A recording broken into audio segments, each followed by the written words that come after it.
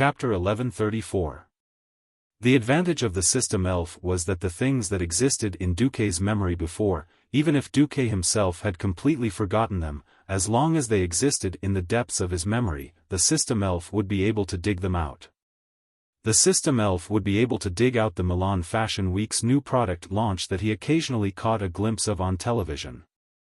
The system elf would also be able to dig out the Swarovski man-made crystal ornaments that he had seen on the roadside. The stingy Duque could not bear to give Onyxia real diamonds. Duque casually made a batch of glass ornaments that were specially made to trick people. Who knew that it was as if a magical switch had been opened? With the small rewards of new clothes and fake diamonds, the Black Dragon Princess was obviously more cooperative with the training. Even if she made a mistake and was spanked by Duque with a board, she would cry and accept it willingly. What was even more amazing was that she still retained a faint resistance and a strong sense of shame. She still refused to put a collar on her dragon neck. The reins only symbolize that I have been conquered and lost my freedom. The collar represents that I have lost myself and become a brainless thing like a dragon. Make your choice, my master. No matter which one it is, it does not mean that I have given up the choice to resist. The only difference is which one has a smaller probability. Onyxia said stubbornly. Duque patted her head, but in the end, he did not put the collar on her. It was purely because Onyxia's reigns had more historical significance. More than a month had passed. It was April 2nd, 21 years after she stepped into the dark portal. For Onyxia, the previous life of scheming against each other, toying with the human nobles in the palm of her hand, creating conflicts and chaos everywhere, and being free and unrestrained had slowly become a blur in her mind. She did not know when it started, but she had gotten used to this kind of restrained life. She had to work hard for a little benefit that she would not even look at in the eye in the past. She constantly worked hard to meet all kinds of novel requests from Duque. From time to time, she would fail because of her clumsy actions or because she did not know what to do, and she would receive all kinds of shameful punishments. She clearly knew that the noble dragon race should never lower their heads to a mortal, but she had unknowingly gotten used to calling him master. She even had to think for a few seconds to realize that her master's name was Duke Marcus. This kind of sinking made her both sad and helpless. It was not that she did not want to resist. As the days passed, her physical condition also improved. Many, many times, Duke was like a defenseless idiot, like a walking dessert, walking right in front of her dragon mouth. As long as she opened her mouth, she would be able to tear him into pieces. He recalled the scene where Duke was bitten to death by her in the Twilight Forest and immediately revived. Although she subconsciously thought that it was a very high-level illusion, and as long as she bit Duke's real body, she would definitely be able to kill him, but after thinking about it, she found that she was more and more unwilling to try to resist.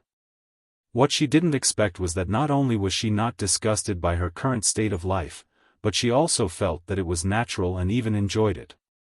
Why would I be willing to stay in that dirty and tasteless nest in Dustwallow Swamp for thousands of years? With this thought in mind, Onyxia seemed to be walking further and further on the path of no return as Duque's exclusive mount. During this time, the Horde organized an assault team of 3,000 people and began to attack Blackrock Spire from the Scorching Canyon through the Dwarven territory. It was an assault team that included almost all the powerful chieftains of the Horde, except for Thrall. According to Vanessa's report, the Horde should be attacking the upper level of Blackrock Spire where Rend Blackhand was. Turalian's material harvesting team was progressing smoothly. According to the blueprints of the Thorium Brotherhood, they now had enough materials to make a set of fire resistance equipment for warriors, steel set, and 2 sets of fire resistance armor, leather armor, and plate armor. According to Duque, the warriors responsible for fighting the Lord-tier monsters in the Molten Core needed higher fire resistance. However, for other professions, 3 sets of fire resistance equipment were usually enough. When he heard that Duque was preparing to launch a crusade against Ragnaros in 3 days, Turalian expressed his concern. The molten core is terrible. In that kind of high-temperature situation, not to mention fighting, just staying there would make it difficult to breathe. I haven't brought a team more than 2,000 steps away from the entrance. Now that the fire resistance equipment is not enough, it's not good for us to launch a crusade. Duque shook his head. We don't have much time. It's the Horde's duty to take down the traitor Rend Blackhand. But I'm afraid that the Horde will fail. Even Grom, the leader of the Horde, will not be able to win against Nefarian, the current Black Dragon King. What about the fire resistance equipment? Turalyon asked. Duque pursed his lips. I'll ask Magni to bring an anvil and other materials. Once we have enough materials, we'll start on the spot. All right. You've always been right. I hope you'll be the same in the future. Duque patted Turalyon's shoulder. I'll leave the dark portal to you. I'll try my best. In fact, Turalyon had the same concerns about the dark portal. The Wormrest Shrine had recently informed them that the Burning Legion had begun a new round of attacks, and it was very likely that they would forcefully break through the dark portal. The crux of the matter was that the Alliance only had so many powerhouses. The Flame Demon King, Ragnaros, was not a nobody. If the Alliance did not mobilize more than 80% of their powerhouses, they would just have to wait for Ragnaros to turn the entire southern continent into a fiery purgatory. Sending Turalyon, who could take charge of an area, back to guard the dark portal was already the Alliance's limit. Turalyon, who understood the severity of the situation, subconsciously tightened his grip on Quell Zerum. This action was noticed by Duque. Duque hesitated for a while, but still handed a magic flare gun to Turalyon. What's this? What cloud-piercing arrow is this? What I need now is a heroic powerhouse to help me, not an army. Turalyon joked. Duque was a little embarrassed. The flare gun was Duque's invention. When Duque popularized the flare gun, his slogan was, "One cloud-piercing arrow, an army will meet." This. Anyway, at the last moment, when you really have no other choice, just use it. Turalyon rolled his eyes. Don't tell me that you actually enslaved a demon lord, and then told me to use the demon lord to deal with the demon lord. This time, it was Duque's turn to roll his eyes. It's not convenient for me to bring this guy to the molten core in Karazhan. But these guys all have their own problems. All right. Don't worry, if the demon wants to enter Azeroth through the dark portal, it will have to cross over the bodies of me and 100,000 soldiers. Chapter 1135. On the 5th of April, Duque led the elites of the Alliance into the Blackrock Pagoda. Their goal was the exact opposite of the Horde's. Instead of going to the upper levels of the Blackrock Pagoda, they headed straight for the Molten Core. With Vanessa leading the way, Duque immediately opened a teleportation door for the heroes to go straight to the Blackrock Abyss. Magni, the dwarf warrior, took the lead, and the others followed closely behind. They swept through the path guarded by fire elementals and entered the Molten Core. In order to avoid provoking the lords of the Molten Core, they didn't open a teleportation door leading to the Molten Core. Now that Duque had entered, he opened a teleportation door leading to the Mirror Lake. However, Duque, who wanted to keep in touch with the outside world, soon disappeared. The high temperature of the lava world gave birth to new fire-type monsters almost every second. For example, there was a lava giant that was at least 5 stories tall guarding the entrance. As long as the lava giant was killed for more than 2 hours, a high concentration of fire element would gather, and new monsters would be born from the lava as if it was predetermined. They continued to devour and fuse with each other until a new elite-tier giant creature appeared and once again occupied this empty territory. What was more troublesome was that this was the Molten Core. All the monsters didn't just rely on their eyes to sense their enemies. As long as they weren't pure creatures that belonged to the fire domain, they would all be attacked. A thief's stealth was useless here. The high concentration of chaotic fire elementals in the air cut off all possible magic communication. We have to believe in Duque. He has led the Alliance through so many crises, and this time is no exception, Turallion said. This wasn't based on any facts or reasoning. It was definitely a form of worship, but the Alliance soldiers believed in it. As if stimulated by the allied tribes attacking the Blackrock Mountain together, a large number of Blackrock orcs began to pour out from other secret exits of the Blackrock Tower. Like rivers flowing into the sea, they gathered into an army of more than 50,000 people. Under the leadership of Mame Blackhand, they counterattacked the mountain tunnel and the stone dam path connecting the Scorching Canyon and the Dan Morer area. At the same time, they crossed the barren land and invaded the Loch Moden area. Bulang Bronzebeard began to lead the mechanized dwarven army, teaching Mame that dead orcs are the best orcs at one point. Still, as the hordes of black whelps and draconic whelps joined the fray and the Griffin Legion from Eagle Nest Mountain stood against them, Mame was forced to retreat. The battle fell into a stalemate. On the other side, thousands of fire elementals began to pass through the Blackstone Path in an attempt to break into the Stormwind Reedridge Mountain region. With the help of the Dalajan mages, Windsor barely managed to maintain the battle line. The most crucial part of the war was the Watch Castle that was monitoring the Door of Darkness. There was no evidence that the current Black Dragon King was in cahoots with the Burning Legion. If anyone said that there was nothing fishy going on, Turallion would be the first to deny it. Almost at the same time when the two major forces of the Blackrock Spire attacked the Alliance from two different directions, the Door of Darkness suddenly moved. A green horizon suddenly appeared in the air. It was completely different from the barren Crimson Cursed Land, but it seemed to be of the same origin. Because it was the ravaging of the dark powers that turned the southern part of the Swamp of Sorrows, which was filled with pests and snakes, into a barren land. The Alliance was no stranger to this shade of green. So when the green line appeared, the patrolling hippogriffs and night elf knights immediately noticed it. Seeing the red fireworks that shot into the sky, the entire Watch Castle rang with the most shrill alarm. In just 30 seconds, the first batch of 18 Griffin Knights on duty had taken off, assembled, and pounced towards the Door of Darkness. They were the eyes of the Alliance, and also the blade of the Alliance's counterattack. 5 minutes later, all the cannons on the front line were manned by dwarf cannoneers. 10 minutes later, more than 10,000 soldiers from the Mixed Defense Corps were in position at the first three lines of defense. This was the result of a long period of ultra-strict training. Today, this result was verified by the Burning Legion. Almost at the same moment the Door of Hell opened, more than 1,000 cannons of various sizes roared at the first line of defense closest to the Door of Darkness. Looking from the sky, the Alliance's formation looked like a pair of golden wings unfurling.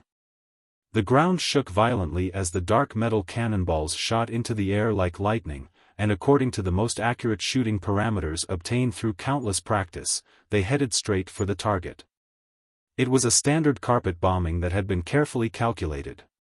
The 1,000 cannonballs rained down and created a terrible storm in the midst of the Burning Legion's army.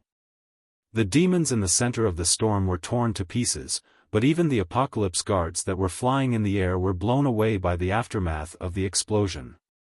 20 seconds later, only the most powerful elite demons were qualified to groan on the ground. The slightly weaker demons were immediately disintegrated into countless pieces like butterflies in a storm. In the second round of bombardment, the Type 3 shell, which was specially aimed at the enemy's air force, directly blasted the remaining Apocalypse Guards down, and the cannons that were aimed at the ground repeated the previous steps to annihilate them. Everything went smoothly until a demon lord that was 5 stories tall came out of the Door of Darkness. It flapped its huge black wings and hovered above the Watch Fortress. The eyes that were like burning green torches were filled with a kind of coldness that belonged to the ruler of all living things, looking disdainfully at the entire world. It coldly stared at the Alliance's cannons below, and the pair of terrifying eyes looked down on the area 3 times. This huge demon lord flapped its huge bat wings, and instantly, countless black light arrows poured down like a heavy rain in May. When the black light descended, the entire area was plunged into a sea of black fire. Bastard! Come at me if you dare! Turalian angrily waved, Quell Zarim, and kept shooting golden light arcs at the demon lord, trying to provoke it and make it land on the ground to fight him. Unfortunately, after the demon lord sneered, it nimbly dodged the high-speed holy golden light and continued to focus on expanding the area of the sea of black fire. Due to the problem of mobility, there was no chance of winning with the ground force against the air force, not to mention that the enemy was deliberately ignoring Turalian. Turalian, who was helpless, decisively shot the cloud-piercing arrow that Duque had given him. Even Kudrin would have a hard time dealing with a demon lord in an aerial battle. Is it really possible to summon an army with just one cloud-piercing arrow? Turalian felt that it was a bit ridiculous, but he was still trying his best. He was not disappointed. Just 3 minutes later, accompanied by a distant dragon's roar, a huge black dragon shadow approached the watch fortress at high speed. Turalian's jaw almost dropped to the ground. F***CK. What the hell is this? Chapter 1136. After inheriting the royal sword, Quell Zalim, Turalian's personal strength had risen to the peak, but he still gave everyone the impression that he was a wise general. This was because he was born at the wrong time, and there was still Duque, who was even more powerful in battle, above him. But it was true that he rarely cursed or lost his composure. This time, he really lost his composure. In fact, it was not only him, even many of the Alliance's high-ranking officers could not believe their eyes. Kudrin, who was riding the Griffin King's Scarlet in the sky, felt depressed for the first time, muttering, Duque. You're a bastard. How can I boast about being the Alliance's #1 aerial knight in the future?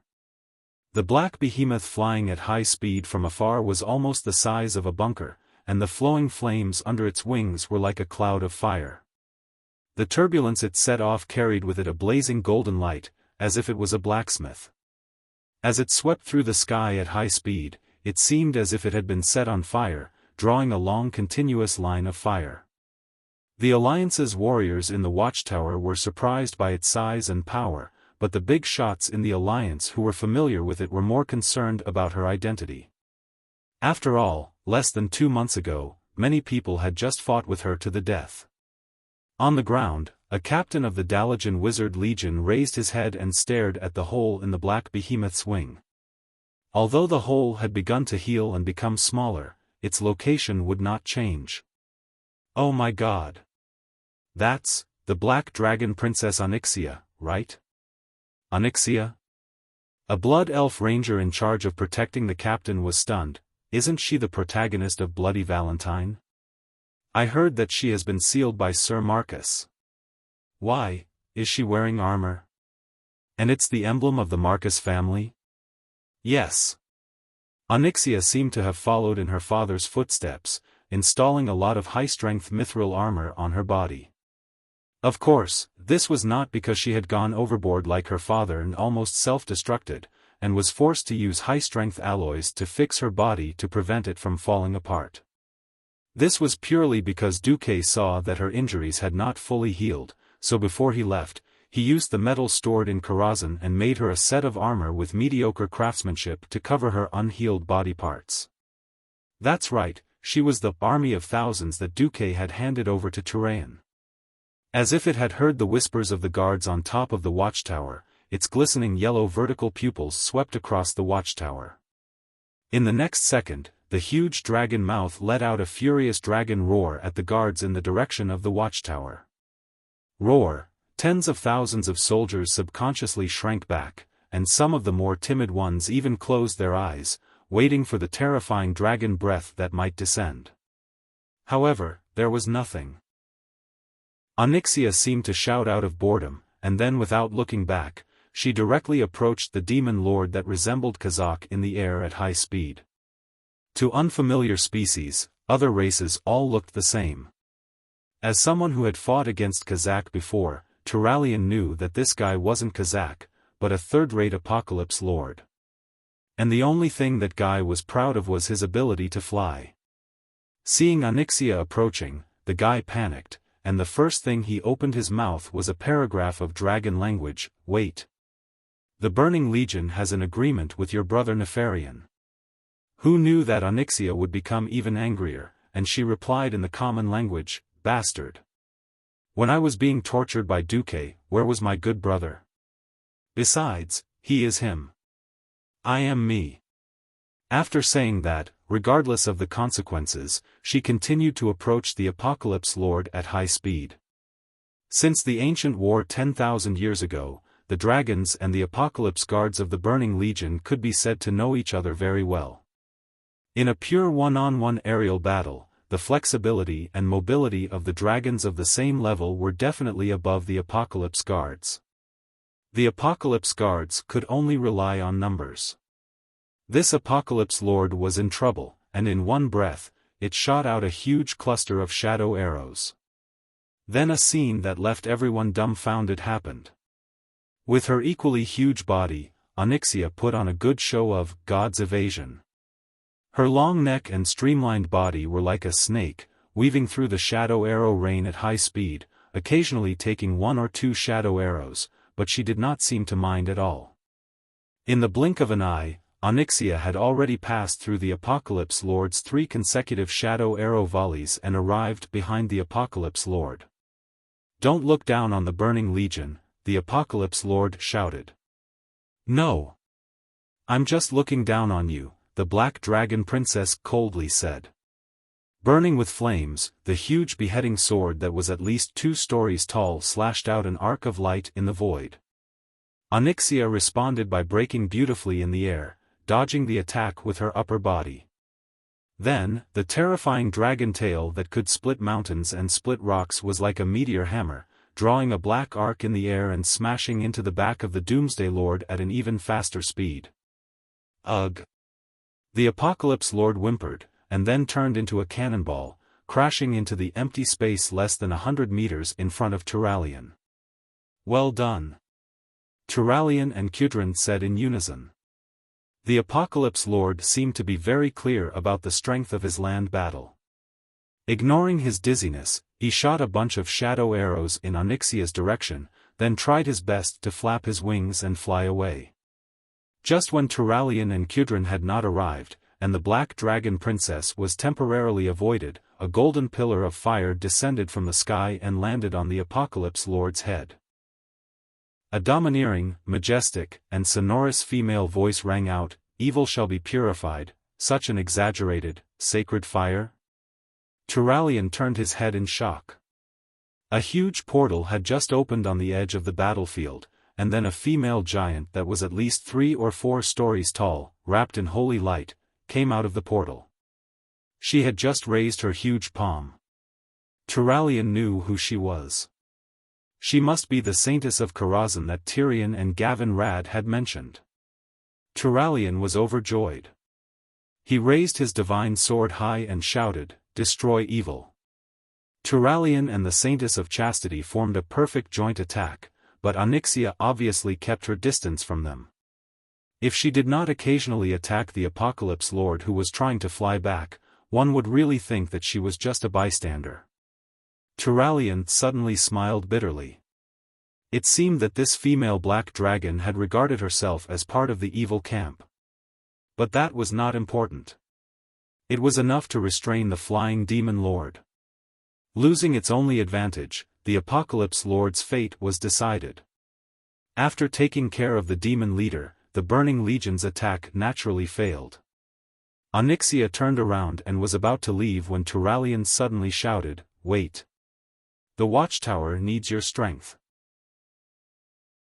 Chapter 1137. Tisk.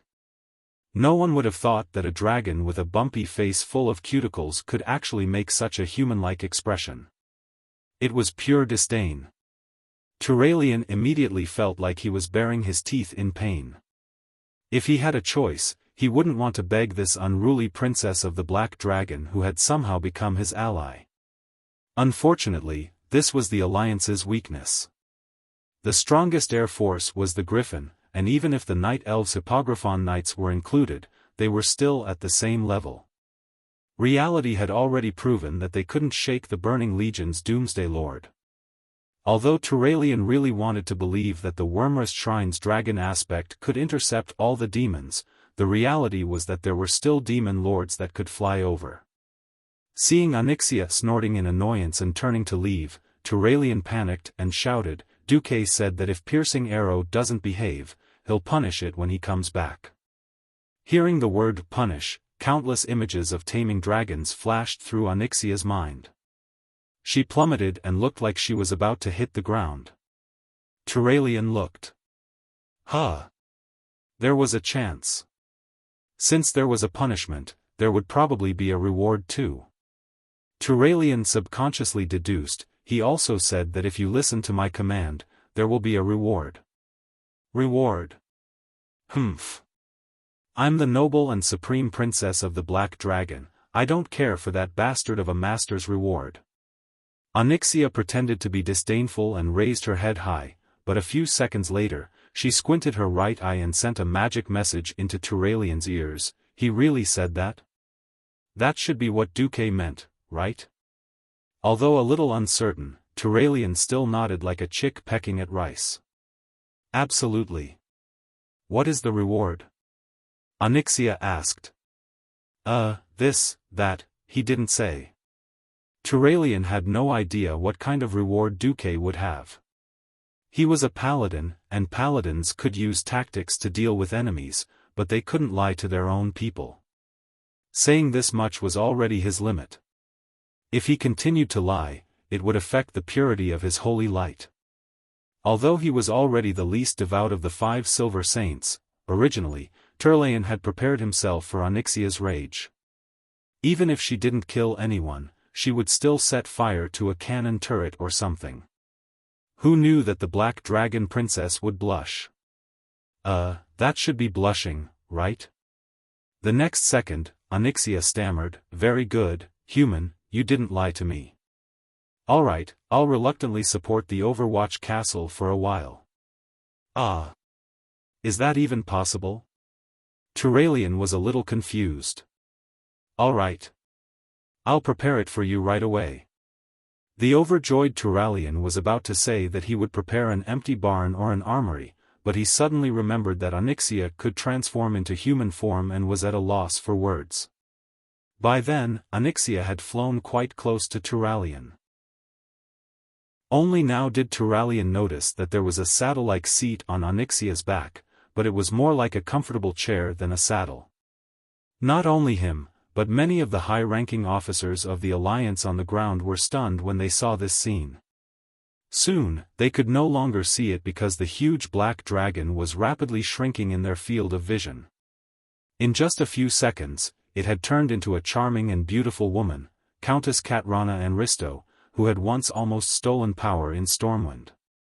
She wore a bright red top that was shaped like a morning glory, a pure white skirt with a high slit that looked like a cheongsam, and a pair of crystal high heels that reflected the light of diamonds. Coupled with the S-shaped posture that she subconsciously took, she was a living model. She was dressed like a catwalk, and her aura was more imposing than a queen. Turalian could not figure out what was going on with this woman. Since it's Duque's request, I'll do it, but the benefits that I deserve must not be lacking. First, I want to enjoy the treatment of a king.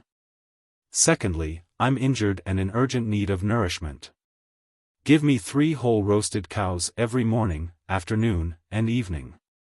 I want a 3-year-old bull, as well as cumin and other barbecue ingredients. A little Bordeaux wine, from the Marcus family would be even better. Let's not talk about Turalian, who foolishly treated the Black Dragon Princess, who had been reduced to a mount, like an empress. Returning to the Molten Core, Duque was in a dilemma.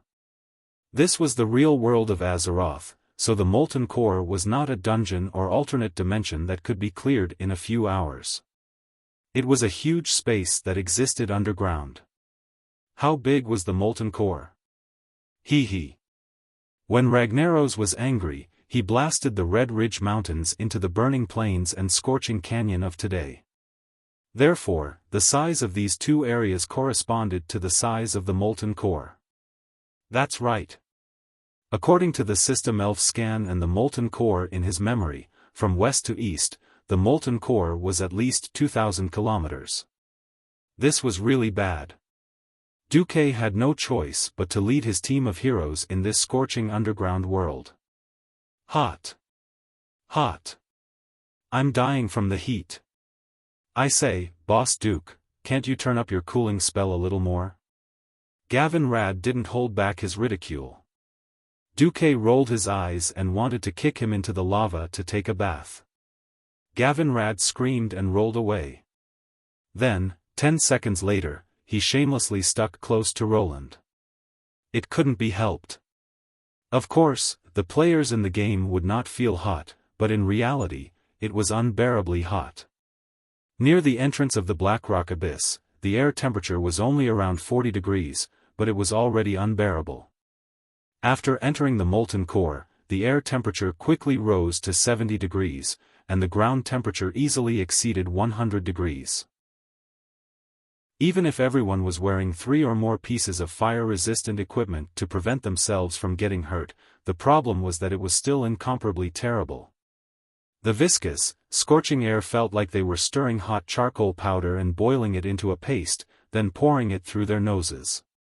It was a nightmare. At the start, the gnome craftsman Jerbin was still promoting his new gnome engineering invention, the air filtration mask.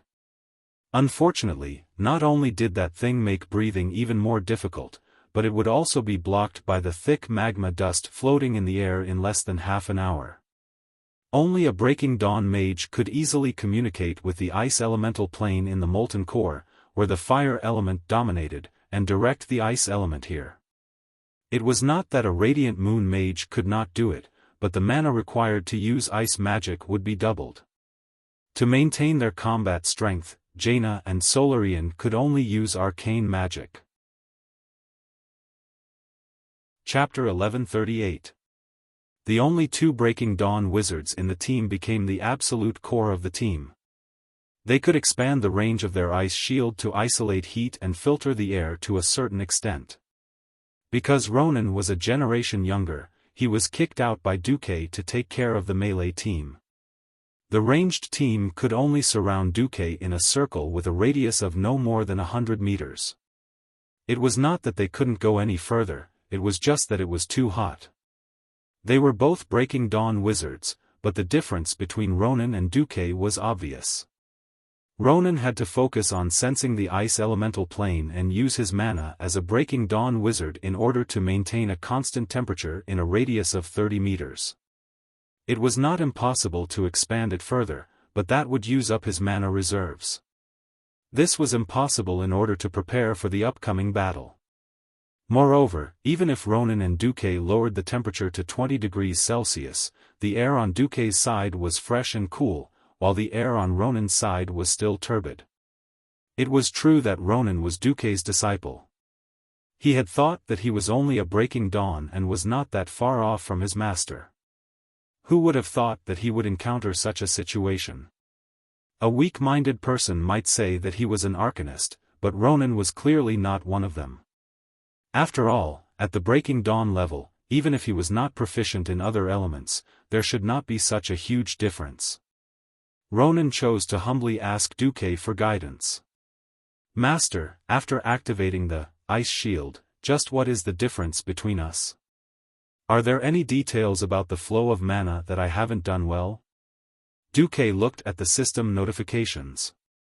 According to the air scanning once per second, the current air quality index AQI is 1180. The main pollutant is PM2.5 fine particles. The air quality here is severely polluted, unsuitable for human survival. Ice barrier, activate the tornado form. Activate filtering function. Adjust frost elements to exchange heat in the environment. Introduce thermodynamic formula. Attach excess water to fine particles to form controllable small-scale rainfall. After reading through the large pile of notifications, Duque could not help but silently mourn for Ronan for 3 seconds. Ronan was undoubtedly a true genius. He could use the human brain to simulate certain things that could only be done by computer systems. Unfortunately, he was still made of flesh and blood. It was impossible to perform such fine operations like a computer. Duque had cheated. The problem was that no one else knew. Duque could only teach Ronan solemnly. This is not a simple application of magic. First, you have to figure out who your opponent is. Temperature? Ronan frowned. No. Simply using the frost element to clash or fuse with the fire element would only achieve an effect similar to frost-fire arrow. Now, our enemy doesn't just have temperature. Duque wiped his right index finger on Luo Ning's sleeve and raised it up. Everyone could see that it was black. Dust? Luo Ning's pupils shrunk. Yes. No one liked to eat dust. In this environment, inhaling the dust in the lungs was more fatal than the high temperature. My countermeasure was to split my ice barrier into 2 layers, one clockwise and the other anti-clockwise. There might be a better way, but for now, I found that this is the most effective way to isolate the dust. Ronan, who had already become the chairman of the Dalijan Kirin Tor Parliament, humbly lowered his head towards Duque. Master, I have learned something. Duque was lecturing Ronan, as well as reminding Jaina and Solarian, who were beside him. To many mages, breaking dawn is just an increase in power. But in reality, the mana that a breaking dawn mage can use is still limited. Since it is limited, we need to maximize the usage of magic within the limited mana. 3 huge clusters of magic rose from Duque's palm: arcane, frost, and fire elements. He continuously split, combined, fused, and purified the 3 elemental energies. Just this skillful application made the mage's heroes sigh in admiration. The use and manipulation of magic runs through the life of any mystic. From the most basic mage apprentice to the Breaking Dawn realm, and even to the demigod realm, it is the most basic but also the most useful. Multitasking, and even multitasking, is the threshold that you must cross to become a powerhouse. This requires not only talent, but also a lot of practice. Understood. A few mages nodded in unison. Especially you, Jaina. The molten core is indeed too much of a suppression for someone like you who specializes in frost magic. But on the other hand, this is also a rare opportunity. If you can successfully use your magic in such an extreme restrictive environment, then there is no place in the world that your magic cannot reach. Jaina nodded solemnly again. Originally, everyone wanted to give Ronan, the chairman of the Kirin Tor Parliament, some face and leave a portion of them to follow Ronan. However, as time passed, who would care so much about that? They all ran to the area covered by Duque to cool off. William sighed. I always knew that Brother Duque was strong, but I didn't expect him to be this strong. In the field of magic, he is without a doubt the number 1 among mortals. William, you don't have to be discouraged. You can definitely become the number 1 in another field. Valilla consoled him. This theoretical female blood elf thief had become William's guard after the 2 Williams merged into one. Interestingly, she didn't pledge her loyalty to Stormwind. She was only loyal to William and his children. The alliance was rather united, with Duque as the core. There weren't any small factions. Unfortunately, due to the formation, the melee fighters had to open up a path at the front and cover the flanks and the rear. In the end, a bunch of muscular men were sent to the outer circle, while the inner circle was mostly filled with beauties. However, most of the beauties in the hero team were Duque's harem. Furthermore, the air in the inner circle was better than the outer circle. Not only did it lower the temperature and purify the air, it could even get rid of the pungent smell of sulfur. At the start, the various queens were still reserved. As time passed, Aurelia and Sasha, who were already openly lovers, naturally stayed to the left and right of Duque. Slightly further away were Jaina, Illusia, Kalia, Queen Shi, and Tyrant. No matter how you looked at it, they looked like 7 stars accompanying the moon. Mograine and the other old ministers grimaced in pain at this lineup, but they couldn't do anything about it. If it wasn't for the blazing lava and volcanic ash floating around them, everyone would have thought that Duque was here for an outing and to show off his lovers. Just as everyone got rid of a twin-headed molten hound, they arrived in front of a huge cave, from which an unusual aura was leaking. Chapter 1139. Huh. The fire elemental energy inside was so dense that it was almost solid. Almost everyone frowned. Along the way, everyone had seen the rolling lava on the side of the huge stone path. They had dealt with the 2-story-tall, 2-headed molten fire hound wrapped in flames, and beaten up the 7-story-tall molten core giant made of high-temperature rocks. However, the cave in front of them was not that high, and everyone was still hesitant to go further. It was too hot. That was the temperature where water that fell in would instantly turn into steam. Everyone looked at Duque. Duque rubbed his chin. In his mind, the system was comparing the terrain. The molten core in reality was a completely different concept from the game. This was not a simple expansion of the map in the game. Because of various factors such as volcanic eruptions and lava rivers that constantly changed the terrain, the map in memory was not that reliable. 50 kilometers ago, Duque thought that he had reached the place and sent the first water elemental in. It was not attacked, but it was melted by the high heat. Then, he asked Vanessa to scout the way. However, when they entered the lava cave, a small volcano near the entrance suddenly erupted, and the path into the cave was blocked. Vanessa almost fell for it. Well, when she went, she had a full set of thief epic equipment, but when she came back, she was wearing a maid uniform. She used sprinting, while using the tips of her toes to step on the flying rocks like a dragonfly skimming the water. She kept running like a cloud. Boo-hoo. The terrifying Duke Beastly finally couldn't stand the pure and righteous maid who refused to cooperate with him. Is he going to silence her? Seeing Vanessa, who obviously still had some spare energy when she ran back, and even ridiculed him out of habit, Duque was frustrated for a long time. When Valilla came to ask her if she could scout the way next time, Vanessa decisively refused. Ah. Please don't mind my words. Taking the opportunity to tease the famous bastard master is one of the few joys I have as a maid. Valilla was speechless. This time, Duque decided to use a different method. Come out, Brand the fireman.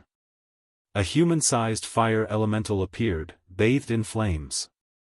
Unlike ordinary elemental creatures, this humanoid figure had an extremely distinct human appearance. Not only did it have distinct muscle lines, such as an 8-pack, but it also had a distinct facial contour. The moment the pair of eyes opened, almost everyone thought that this humanoid fire elemental creature had its own intelligence. This was because it was actually looking back at every single gaze that was directed at it. But in the next moment, that mechanical reaction made people feel that it was even inferior to ordinary low-intelligence fire elementals. This made everyone say, "Oh," in their hearts. So it wasn't intelligent. Everyone was confused. Duque snapped his fingers, and Brand ran into the cave with smooth steps. Jaina asked, "Does this fire elemental have intelligence?" No. Because if they have intelligence, they can easily be captured and controlled by the other side's commander-tier creatures, Duque replied casually. The mages exclaimed at the same time, "Impossible." There was no other reason other than Brand the Burning Man's movements were too smooth. This was the area of the molten core with uneven ground. Almost every rock that could be stepped on was volcanic rock formed from cooled magma. Although it wasn't rugged, the uneven road was not something that an unintelligent creature could walk on. Without intelligence, it meant that as the master, the mage had to design every movement of his summoned creature. It wasn't just letting it walk. This involved more complicated issues of body balance and so on. A human child had to spend almost a year to learn to walk, and during the countless failed attempts, the human brain was stimulated to form all kinds of complete neural firing, which was how infants learned to walk, which was how they later ran, jumped, and all kinds of other movements. Originally, Duque could have just been a simple reconnaissance fire elemental, and just floated into the cave. Why did Duque have to go through so much trouble? Actually, from the moment he opened the wide-area ice shield, he had been consciously strengthening his control and application of magic power. Duque was fumbling. He wanted to find a path to the demigod realm. The Breaking Dawn level was far from the limit. If he wasn't a demigod, he had no confidence in dealing with the Burning Legion's general attack in the future. And ordinary demigods weren't enough. Demigods like the Wild Boar God and the Bear God that had been taken care of by the Void Lords were useless. At the very least, he had to reach the level of Cenarius's father, Malorn the White Deer, to shake the scales of victory in the final war. After a certain dragon taming, Duque had asked Onyxia how to become a demigod. In the end, this female dragon, who was born a demigod, only said after a long time, "It's fine as long as your dad is a demigod." Nonsense. I'm the second generation of a god, why do I have to work so hard? Duque used the dragon taming whip to teach Onyxia a lesson on the spot. Duque then asked Aegwin, and finally contacted the secluded Medivh. Knowing that Duque had already begun to move towards the demigod realm, Medivh was also very emotional. First of all, congratulations on your achievements today. As your senior, I am also very gratified. I broke through to the demigod realm while wandering the void. Due to special reasons, I can't tell you the details, but I can tell you a general direction that is feasible. Please tell me. Duque bowed his head humbly. The realm of gods is not as exaggerated as you think. Gods are indeed very strong, but they are also a form of life, so they can be very strong, very weak, or even destroyed. Every path to the divine realm is unique and cannot be replicated. Hearing this, Duque's eyes narrowed. Stepping into the divine realm on planet Azeroth is very troublesome. This is because the easiest and most extensive areas have already been occupied by a few ancient gods, and similarly, the elemental areas already have their own masters. Moreover, the laws of the world of Azeroth have already been modified by the creation titans of the Pantheon. Unless your power is already able to resist the joint seal of so many true gods, you can only find a field that you are most proficient in and does not touch the laws of the titans to break through. Hearing this, Duque had a toothache. Going against the creation titans was undoubtedly putting himself on the opposite side of the dragon slumber shrine. It was not difficult to break the laws of the titans, but it was not easy either. If he had the ability to destroy 4 out of the 5 dragon aspects, the laws of the titans would more or less collapse. If that was the case, Duque might as well rely on the Burning Legion and suck up to the old man Sargeras. Don't clash with the old laws and territories. Find your own path under such circumstances, or else you will be forever isolated from the divine realm. This was Medivh's final hint. Chapter 1140. Of course, the name Brand was Du's idea. At the same time, it was also a small hope and experiment for Duque. Since he came to Azeroth and accidentally became a pharaoh, he would have to deal with elements. It wasn't that Duke hadn't thought about killing Ragnaros and becoming a god of fire himself. Unfortunately, humans weren't natural elemental creatures, and he couldn't give up his human body to become a fire elemental. Otherwise, what would happen to his harem of girls? Of course, it was a good idea to see if he could get a piece of Ragnaros's flesh. This fake fireman, Brand, was Duke's first test subject. Brand wasn't a fire elemental creature in the traditional sense of Azeroth. He was more like a collection of complicated programs. If he wasn't a fire elemental, he would be an NPC. Just like the monsters in the games Duque played before he traveled to this world. It seemed like it could see enemies and react to every object in its field of vision, but that wasn't the case at all. Duque used the system Genie to compile a program for Brand. For example, something within a 100-meter radius could be used as a condition to trigger a certain program. In this place, there should only be a special monster that triggered Brand's reaction, huh? Before driving Brand into the cave, Duque had prepared himself for many things, but this was obviously not one of them. The turbid air was filled with the aura of raging flames, as well as the barbaric aura of the ancient desolate lands. Poor Brand. He only shot a fireball into the cave before it was crushed into sparks by the thing that rushed out. 5 dogs. Duque's voice went hoarse. Right. 5 molten hounds popped their heads out of the cave together. This kind of two-headed lava monster with lava droplets constantly dripping from the corners of its mouth was disgusting no matter how many times he looked at it. Duque's eyes narrowed into a straight line. From left to right. Alessandro's, pull 2. Gavin Rad, Tyrion, and Magni, 1 each. Even though the dwarf warriors had short legs, they were unrestrained. Magni let out a yo-ho, and charged at the molten hound on the far right. Mograine was the most shameless. With a slash of Ashbringer, 2 blades of holy light shot out, instantly causing the 2 fire hounds to chase after him in anger. Only Gavin Rad and Theon were left. They were the ones who could only run. Gavin Rad was so angry that he shouted, "Boss, Alexandros cheated. I also want a divine artifact."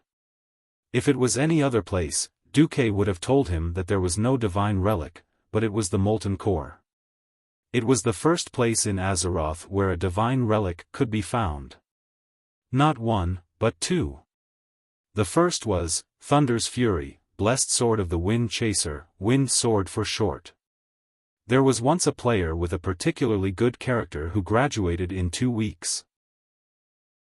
When he walked around Iron Stove Castle with the wind sword, which looked like a cake fork but had lightning flashing in the middle, countless warriors and thieves just wanted to push him into the furnace of Iron Stove Castle and let him be reforged.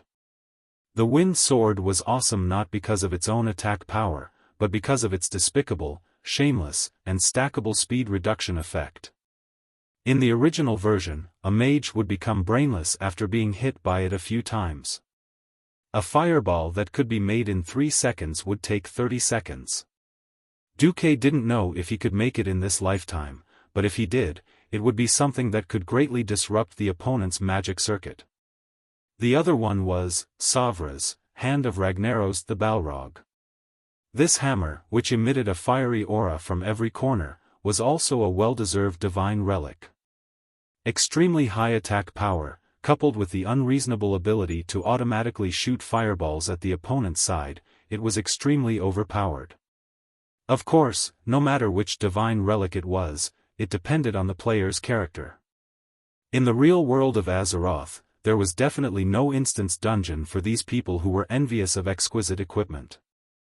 Therefore, it was up to fate whether or not it dropped the key forging items. Divine relic? As the king of the land of fire, Ragnaros should have a divine relic. Duque replied with a smile. This answer instantly made Gavin Rad howl non-stop.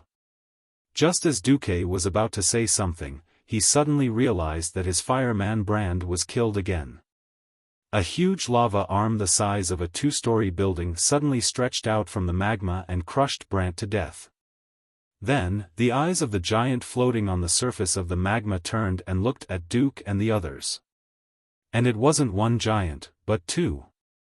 Molten Core Giant and Molten Destroyer? Duque's expression darkened. The Molten Core Giants weren't afraid. They had killed at least a dozen along the way. However, the Molten Destroyer was difficult. This guy was considered an elite among the Molten Core Giants. Its unbelievably powerful attack power could directly stomp a warrior with poor equipment or insufficient strength to death. Now, there were 7 monsters. Even though this team was made up of hero-level bosses and had enough melee professions, they still felt a sense of danger. Magni, use Deity's Descent, and take on another giant. Alright.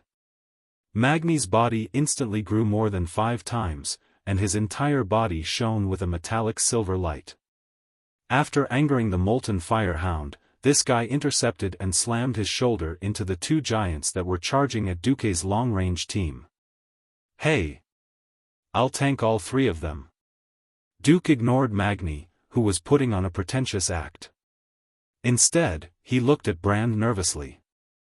This fireman, who had been injected with a large amount of programming, relied on the dense fire elements in the surroundings to revive. However, when he slowly regained his form, there was another uproar in the cave. This time, hundreds of fire elemental creatures that looked like little demons rushed out. They were inferno imps. A single inferno imp wasn't much of a threat. At most, they could burn the people around them. However, when hundreds of them came together and stacked their own fire rings, even a warrior wearing a full set of fire resistance equipment would find it difficult. What the F***ck? Does this guy really know how to taunt everyone in the area? Duque didn't dare to be careless anymore. He destroyed Brand with one hand and retrieved all the fire elements and programming he had been given. Even so, the hundreds of inferno imps were still jumping and rushing toward the team. At this moment, a warrior stepped forward. He was wearing black iron armor and rushed toward the group of inferno imps with agile steps that didn't match his burly figure. The 2 brightly colored swords drew countless splendors that belonged to them in the fiery sky. Varian Rin, attack. Chapter 1141. The flaming imps, flaming nova, blossomed on William's body. If William wasn't wearing a full set of fire resistance equipment, he would have become a roasted pig by now. Even so, fire resistance didn't mean fire immunity. William's hair started to burn, which proved that he was still in danger. Varian, seeing that he had charged into the group of inferno imps, Valera panicked. Unfortunately, she was only a thief. Apart from the temporary, shadow cloak, that could nullify such a large amount of fire damage for a short period of time, she was completely powerless against so many inferno imps. However, William was still crazily slashing and slashing, attracting more of the flaming imp's attention with his divine artifact swords. Unlike Varela, who was panicking, Brawl, who was part of the Iron Triangle of Misfortune, threw healing spells like Heal and Rejuvenate at William's head with all his might, just as he had done in the arena that day. All his actions were treating the symptoms but not the root cause. That was because if these hundreds of flaming imps didn't die, William would be like a small boat in a stormy sea that could capsize at any time. At this moment, Duque made his move. You guys kill the Molten Destroyer. Duque softly ordered the long-range experts to deal with the giant that had stomped on Magni like a pig being slaughtered, while he focused on dealing with the imps. Ronan wanted to say something, but he chose to obey. However, his mind was on the group of flaming imps, and he continued to shoot magic missiles at the giant absent-mindedly. Duque snapped his fingers, and another existence that was theoretically a water elemental appeared. It was an elemental lady that looked like ice. Her ice-blue lower body seemed to have merged with the waves of ice below her like a skirt. Her upper body had obvious feminine features, but her helmet was long and sharp like a woodpecker's beak, blocking half of her face that seemed to be carved. Embrace the ice, she hugged the air. William, who was fighting back against the flaming imps with all his might, suddenly felt the pressure around him disappear. That was because a huge ice coffin had appeared out of thin air, separating him from the flaming imps outside. Bright flames collided with the extremely cold surface of the ice coffin, blossoming into beautiful but impractical flames. It then turned into a fading spark and was annihilated in the air. The next second. Feel the power of extreme ice. With the Ice Maiden's finger as the center, a strong gust of wind suddenly blew above William's head. At the same time, boundless water vapor crossed the space and surged out from the cracks in the space. It condensed into a dark cloud about 20 to 30 meters in diameter at a height of about 10 meters above the ground. The Ice Maiden's finger lit up, and a ray of blue light shot into the clouds like a thunderbolt. It immediately triggered the dark clouds above William's head, causing a series of rumbling sounds.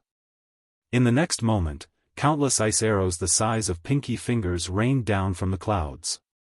The ground under his feet was made of hard rocks formed by cooled lava. Even elite knights wouldn't dare to say that they could smash the ground with a single blow. However, when these ice arrows hit the bare ground, they immediately left bowl-sized holes. One could imagine how terrifying the power of these ice arrows was. This wasn't the end. Immediately after, Duque raised his left hand and spread his fingers. A blue halo immediately appeared on his palm. Without saying a word, Duke flicked his finger to the left, sending the blue ring of light flying out like a flying knife. Then, he flicked a second ring of light to the right. Just like that, he continued to shoot out rings of light in his hand. These halos flew in the air to the periphery of the flaming imps, forming a huge ring that surrounded all the flaming imps. "No one can stop the avalanche," the Ice Maiden yelled again. From the ice coffin to the ice halo, the entire area had become a snow-white forbidden zone for life. From the ground formed by lava all the way to the top of the rock stratum hundreds of meters in the sky, everything was white. It was as if Nascent's eternal ice and snow had transcended time and space and arrived here, pouring over the heads of the hundreds of flaming imps. In the eyes of the heroes, a snow-white Optimus Prime appeared. After a series of explosions, all the ice shattered into magnificent ice crystals, and all the imps were swept away. Only William was left inside, looking around in a daze. William took a slight breath of the icy aura around him and mumbled, "So this is Brother Duque's true power? True power? I'm afraid it's more than that, right?" Valilla and Brawl, who were older than William, mumbled as if they were sleep-talking. On the other side, Ronan went all out. His arcane missiles could no longer be considered missiles.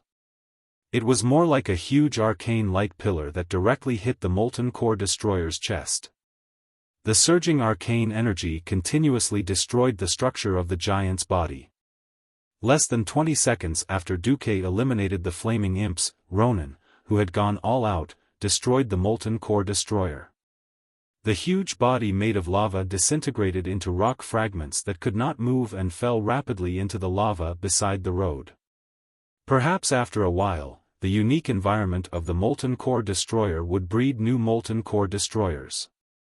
At least in the short term, there would be no need to worry about its threat. After eliminating the factors that could directly lead to the collapse of the team, the next step was easy. After dealing with the remaining molten core giants, Duque called out to everyone, "Gather the 5 dogs together and let them die at the same time within 10 seconds. Otherwise, they will revive each other." This was not only the experience gained from the game. Through the system scan, Duque could clearly see an ethereal energy band connecting the 5 molten core hounds. Unless the molten core hound that had just been killed could be torn into pieces within 10 seconds, the other molten core hounds that were still alive would revive after injecting large amounts of fire elements into their dead companions. Duque's order was carried out. Moreover, Duque, who could see the HP of the molten core hounds, kept using his high attacks to balance the damage dealt to the 5 molten core hounds. In the end, the 5 molten core hounds cried out in pain at the same time and collapsed to the ground. Phew! Phew! Phew! Everyone was panting heavily. The battle just now had not reached its limit. At least it had given everyone a heads-up. Even though many of them had Mount Hyjal-level equipment, they could still fail miserably if they were not careful. Jaina asked, "Duque, your fireman and ice woman are very special. They don't seem to have intelligence, but they seem to have attracted the attacks of the surrounding monsters. Chapter 1142. Yes. Duque rubbed his chin and fell into deep thought. Then, Duque smiled. If your Theramore had 300,000 soldiers and 1,000 warships, what would happen to the Horde? Jaina thought for a while. Probably they would constantly be coveted and spied on. What if Theramore had a huge army of 5,000 griffins? Perhaps even Thrall would have to show hostility towards Theramore. What if the Wormrest Shrine became a subordinate of the Alliance, and all the dragons were stationed in Theramore? How is that possible? Although she said that, the intelligent Jaina had already figured out what Duque meant. There was a limit to any kind of emotion. When fear reached its peak, one would either launch a desperate attack, just like how there were always some people in history who went crazy and charged at the dragons with crude weapons, only to be eaten in one bite. Or one would recognize the fact that this was a power that far exceeded one's imagination, leaving only a sense of awe. Okay, so Duke, what you're doing now, which one are you? Duque pondered for a while. It's hard to say. Perhaps, to a certain extent or in a certain aspect, my creation is better than them, so it triggered their crazy counterattack. Is that so? Duque couldn't be sure. The journey to the molten core was still long, and Duque had plenty of time to verify all this. After destroying 2 groups of molten hounds, 3 very special-looking fire demons, 1 big and 2 small, glided over from afar, wagging their tails. William. Facing an unknown enemy. If you were the commander, how would you deal with it? If William was still the personality of Rogosh's Ghost Wolf, he would probably have gone up to fight without hesitation. After Duque obtained the magic spell to remove the split from Onyxia, allowing the 2 William to merge back into one and retrieve his memories, William seemed to have matured a lot. In history, William had lost his father when he was young. After Lothar died at the hands of Orgrim, he grew up in an environment without love and care. His wife, Tiffany, had also passed away at this point in time. If it wasn't for Ando and Rin, it wouldn't be surprising for William to become a loner. Now, William was relatively calm. After all, Lothar, whom he admired the most, died of old age and not in battle. Moreover, there was Duque, the former minister of Stormwind. Although Duque was only a little more than 10 years older than him, he treated Duque as an elder. William pondered for a while. I will first observe and try to determine what type of monster it is, and then use half of my strength. Duque didn't comment immediately. Instead, he asked, what type do you think this commander-level monster is? William took out his binoculars, looked at the boss again, and replied, although he's holding a huge blade, compared to the giants and dogs we've met along the way, he and his guards are relatively slender. They're a little like the Nagas. Monsters that are closer to melee combat tend to be more burly, so I'm guessing that he and his guards should be spellcasters. If I were the commander, I would pay more attention to spell protection. Duque tilted his head. Hey, Magni, what do you think? Whoever treated this seemingly boorish dwarf king as a fool was the real fool. Magni took a sip of the strong liquor in his wineskin and curled his lips. I have no opinion. We can fight however we want. Then, he changed the topic and said, however, isn't it what we seniors should do to clean up the mess of our juniors? Duque laughed and turned his head to the other side.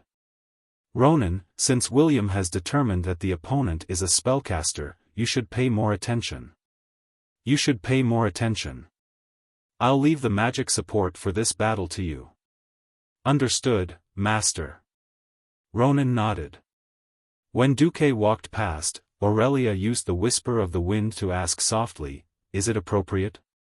It's all right, it's just a Lucifron. Duque said it so casually, but this gave Aurelia absolute confidence. Many times, a name represented a very important meaning. If it wasn't for the terrifying War of the Three Hammers, 99% of humans wouldn't have known of Ragnaros. No one would have known that Ragnaros had any underlings. The Dark Age, when the ancient gods and elemental lords ran amok in the ancient Kalimdor continent, was before the birth of the most ancient night elves. Even Tyrant had a hard time finding relevant information. Now, Duke was able to call out the name of the monster that was obviously a commander-tier monster. This meant that Duque had absolute confidence. Aurelia's smile quickly spread among Duque's lovers. Perhaps this was her absolute trust in Duque. Alessandro. Stay here with me to hold the line. Yes. Although Ashbringer was strong, it consumed too much energy and wasn't good for a long battle. Moreover, Mograine was also starting to age. Even though he was still strong in his 50s, whether he was willing to admit it or not, his stamina was much weaker than when he was young. This was clearly reflected in the system scan. Fortunately, the 4 silver sages had survived longer than history. Most of them were in their 40s and were still at their peak. Perhaps they were a little old as pure warriors, but as holy knights, their holy light was more than twice as strong as when they were young. Duque was very pleased. The battle started with the 3 Windrunner sisters firing their arrows at the same time. The arrows were clearly shot by the 3 of them, but Lucifron and the 2 guards thought that the 3 arrows were shot by Theon, Gavinrad, and Sidon, the 3 paladins, due to their skillful footwork and visual disorientation. It sounded ridiculous, but the common skill of rangers and hunters, mislead, was just that awesome. Seeing the 3 idiotic fellows split into 3 groups, and in less than a minute, the first guard was taken down, Magni muttered, "Perhaps this is what you mean by, not good enough, Duque. I feel like this battle isn't challenging at all. It's like torturing those energetic but lacking in combat skills at home. How boring." Duque glanced at Magni's ridiculously luxurious equipment and cursed in his heart, "If I'd known this would happen, I wouldn't have brought so much good equipment for you when we went back to the War of the Ancients." Suddenly, the system genie let out a sharp alarm. On the way they came, a huge commander-level figure suddenly appeared. On the other side, in the distance behind Lucifron, dust rose into the air. Chapter 1143. Duke's pupils constricted in an instant. Not only was he staring at the huge figure, but he also seemed to be looking into the distance through space. He suddenly sighed. It was true that the Alliance's hero team, which had accumulated a lot of top-grade equipment, had a huge advantage over the bosses in the Molten Core. Perhaps an advantage could bring them victory, but they had to admit that the advantage they had now was not overwhelming. If Duque could split open Azeroth with 1 move, destroy the distorted void with 2 moves, and destroy the entire universe with 3 moves, then the Burning Legion and the Ancient Gods would have nothing to do with this world. No matter how strong the hero team was, it would still take a lot of time and effort to deal with these bosses. The prerequisite was that the bosses in the Molten Core would line up for them to kill. Now, it seemed that this was not the case. That's right. The Molten Core's territory was bigger than Duque had imagined. According to his original plan, each boss was about 100 kilometers apart. Without prior arrangements, this distance alone would be enough for Duque's hero team to defeat all 10 bosses one by one. At this moment, not only had the second boss, Magmadar, rushed over with a large group of molten demon hounds. The third boss, Gehenna's, who was at least 200 kilometers away, had also rushed over. It would be an insult to the intelligence of Duque and the other heroes to say that there wasn't a mastermind. There was only one person who would do this, Majordomo Executus, who was in charge of the affairs of the Molten Core while Ragnaros was asleep. The heroes at the front could not maintain their focus. They kept looking back to see if Duque had any new instructions. Facing everyone's gazes, Duque's face turned green. Then, he suddenly laughed. "That's right. Our enemies aren't idiots. If a group of strong people can't even find out about their underlings in their own territory, then it can only mean that the famous Fire Demon King is getting weaker and weaker. His smile gave everyone a sense of confidence that was almost unfounded. It wasn't because of clear intelligence, nor was it because of a clear comparison of strength. It was purely because of Duque's personal charisma. William suddenly felt an indescribable sense of envy when he saw that everyone had unconditionally trusted Duque based on his battle achievements. He thought to himself, it would be great if I could be like Brother Duque and gain the trust of so many powerhouses, to the point of risking their lives. Brawl, who was beside William, saw through his thoughts and whispered, "Focus on what's in front of you, William. You are younger than him. You have more room to grow. Valilla and I both believe that you will become a greater man in the future." He had to be patient. The alliance was huge, and no one could support the entire alliance by themselves. Not to mention supporting a world. The Night Elf Druid's consolation made William feel much better. In a fit of rage, the two divine weapon swords turned into two streaks of dazzling flowing light, and crazily slashed at Lucifron's second guard. Duque had already given his orders. He first pointed at the huge hound behind Lucifron and said, "Magni, you carry that big dog. Be careful, the Dog King should know, fear, like the puppies. Benedictus and Sally, you take care of the dwarf. Alexandros and Tyrant, do your best to clear the hounds." "Understood." The heroes replied in unison. Mograine asked nervously, "What about the fellow behind?" Duque smiled and said, "I'll go play with it."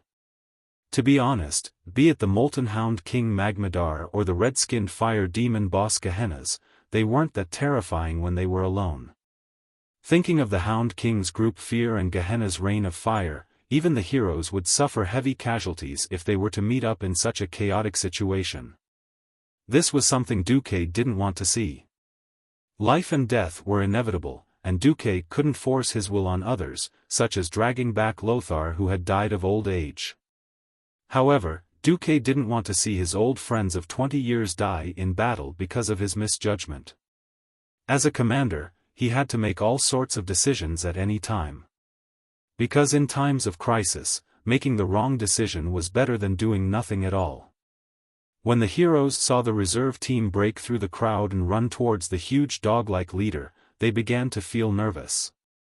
When they realized that Duke was actually going to face the boss alone, everyone was so nervous that their hearts almost jumped out of their chests. "Duque?" Sasha's voice was trembling. Duque waved his hand. "I'm fine. I won't die. However, if you guys can't get here in 15 minutes, my invincible reputation will be ruined." "Humph. I'll show you in 10 minutes. Sylvanus's strong and gentle face seemed to twitch. Duque noticed that as she spoke, her hand speed had increased by more than 50%. Not only that, but every arrow she shot was like a cruise missile, drawing obvious arcs in the air and accurately shooting into the gap between Lucifron's scales. Lucifron screamed in pain, and his fierce eyes turned to look at her. However, just as he raised the huge spear in his right arm and was about to rush at Queen Sylvanus, Theon smashed Lucifron's head with sanction. The holy hammer stunned the fire demon leader for a short time. "Your Majesty. Don't let it run around, okay? It's hard for us to catch up." The honest Theon almost cursed. Well. Queen Sylvanus was a little upset.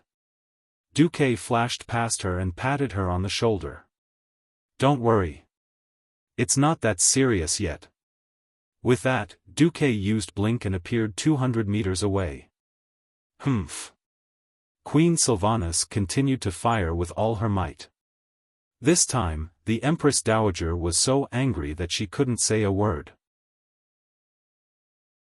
Because almost every arrow from Queen Sylvanus brushed past his ear and neck. Even though he was clad in a thick set of epic armor and a helmet, the problem was, it was hard to feel arrows flying at your back all the time. Queen Sylvanus's arrows perfectly matched Theon's every move. The arrows imbued with the power of thunder often burst out at the moment when Theon's hammer was about to hit Lucifron. It wasn't mislead, but it was even better. In Xiaofan's eyes, this was a huge boost in Theon's combat power. He had to choose to kill this thunder magic paladin first. The Empress Dowager took the opportunity to look back at Queen Sylvanas, only to see her sullen face as if he owed her 10 million gold coins. Queen Sylvanas was clearly saying, "Are you okay with that?" Chapter 1144. A true warrior would never lack courage. The heavens went left, and the warriors went right. Magni Bronzebeard realized the severity of the situation and did not continue to act arrogantly. Instead, he quietly approached the Molten Hound King Magmadar. After carefully assessing his teammates' ability to keep up, Magni began to sprint at around 50 yards away. Under Sally Whitemane's watchful eyes, the two stubby legs rapidly thickened and enlarged, finally turning into two thick silver pillars. The dwarves' famous move, Avatar. An unscientific increase in size. What an unreasonable power. Together with the warrior's signature skill, Charge. Magni's lightning strike stunned the Hound King. Magmadar was not a highly intelligent chieftain. Its two heads dripping with lava couldn't understand how a little dwarf that looked less than a snack could grow so quickly in its field of vision. At first, it thought that it was just a cannonball, but it turned out that it was a silver dwarf the size of a small house that had been thrown at it. This shocking feeling of Mars crashing into Earth directly caused the huge horn on its left nose to crack a little. Arg! Magmadar let out an angry howl. That terrifying howl that seemed to have come from the primordial wilderness sent the two priests behind Magni into a state of panic. They saw a terrifying illusion, and the holy light in the magic circuits in their bodies became a mess. Only Magni, who had long switched to his berserk mode and used berserk rage, laughed. Dogs are the last thing I'm afraid of. This pretentious Magni took advantage of the fact that he was immune to fear under the effect of berserk rage, and said this as a fraction of Magmadar's age. There's nothing wrong with that. What was interesting was that Magmadar seemed to understand and actually focused on attacking Magni. Seeing Magni's huge body circling around the Molten Hound King like a hummingbird collecting honey, Tyron suddenly laughed. Alexandros, can I trust you? The High Priestess smiled faintly like a spring breeze, making Mograine feel that if he were 30 years younger, he might have pursued this night elf at all costs. Mograine waved the door-sized Ashbringer in his hand. Don't underestimate the gentlemanly demeanor of an old noble. Tyron nodded and raised her hands to the sky. In the name of Elun, descend. A fragment of a star. Starfall. As the name suggested, it made the stars in the sky turn into meteors and fall to the ground. In fact, this move was not limited to places where the sky could be seen. Just as Tyron was channeling her divine power, the ceiling of the rock stratum that was hundreds of meters tall and illuminated as bright as day by the flames of the lava suddenly glowed with a black light. It was not natural darkness. It was the breath of the night. Elun's divine power allowed some special beings to break through the boundaries of space and directly descend upon this place. The debris of the stars that was wrapped in the bluish-purple debris suddenly fell. They split into countless tiny fragments in midair and accurately landed on the heads of every molten fire hound that was charging at them. In an instant, every molten fire hound let out angry barks. Starfall was an attack that covered all areas of vision. Originally, under the illumination of the night sky, Tyron's attack could be said to be able to turn everything into ashes wherever she looked. Unfortunately, this was not the surface, nor was it under the night sky. For the moon goddess Elun's power to break through the molten core's domain and descend here, she truly lived up to her name as a true god. Thus, seeing the meteor-like light falling down and injuring the molten fire hounds, Mograine did not care at all as they ran over. Thanks, comrades. Leave the rest to me. Mograine exhaled and shouted. Ashbringer immediately shone with a dazzling golden light. In a second, Mograine slashed forward, back, left, and right. The brilliant holy light immediately turned into a blade of justice that could wipe out all evil in the world. It shot out like lightning and easily swept past the huge bodies of the molten fire hounds. Every thigh that was as thick as a house beam was perfectly cut open, along with the huge abdomen of the fire hounds. In the next moment, the molten fire hounds that had gathered were already ashes. Fly. Smoke. Destroy. Amazing. Tyrande was just praising Mograine when she suddenly realized that her old comrade was already on one knee, panting. Mograine smiled bitterly. Am I really getting old? 5 years ago, when I got this divine artifact, at least I didn't have to pant when I used this move. At this time, Benedettas, who had recovered from his fear state, comforted him.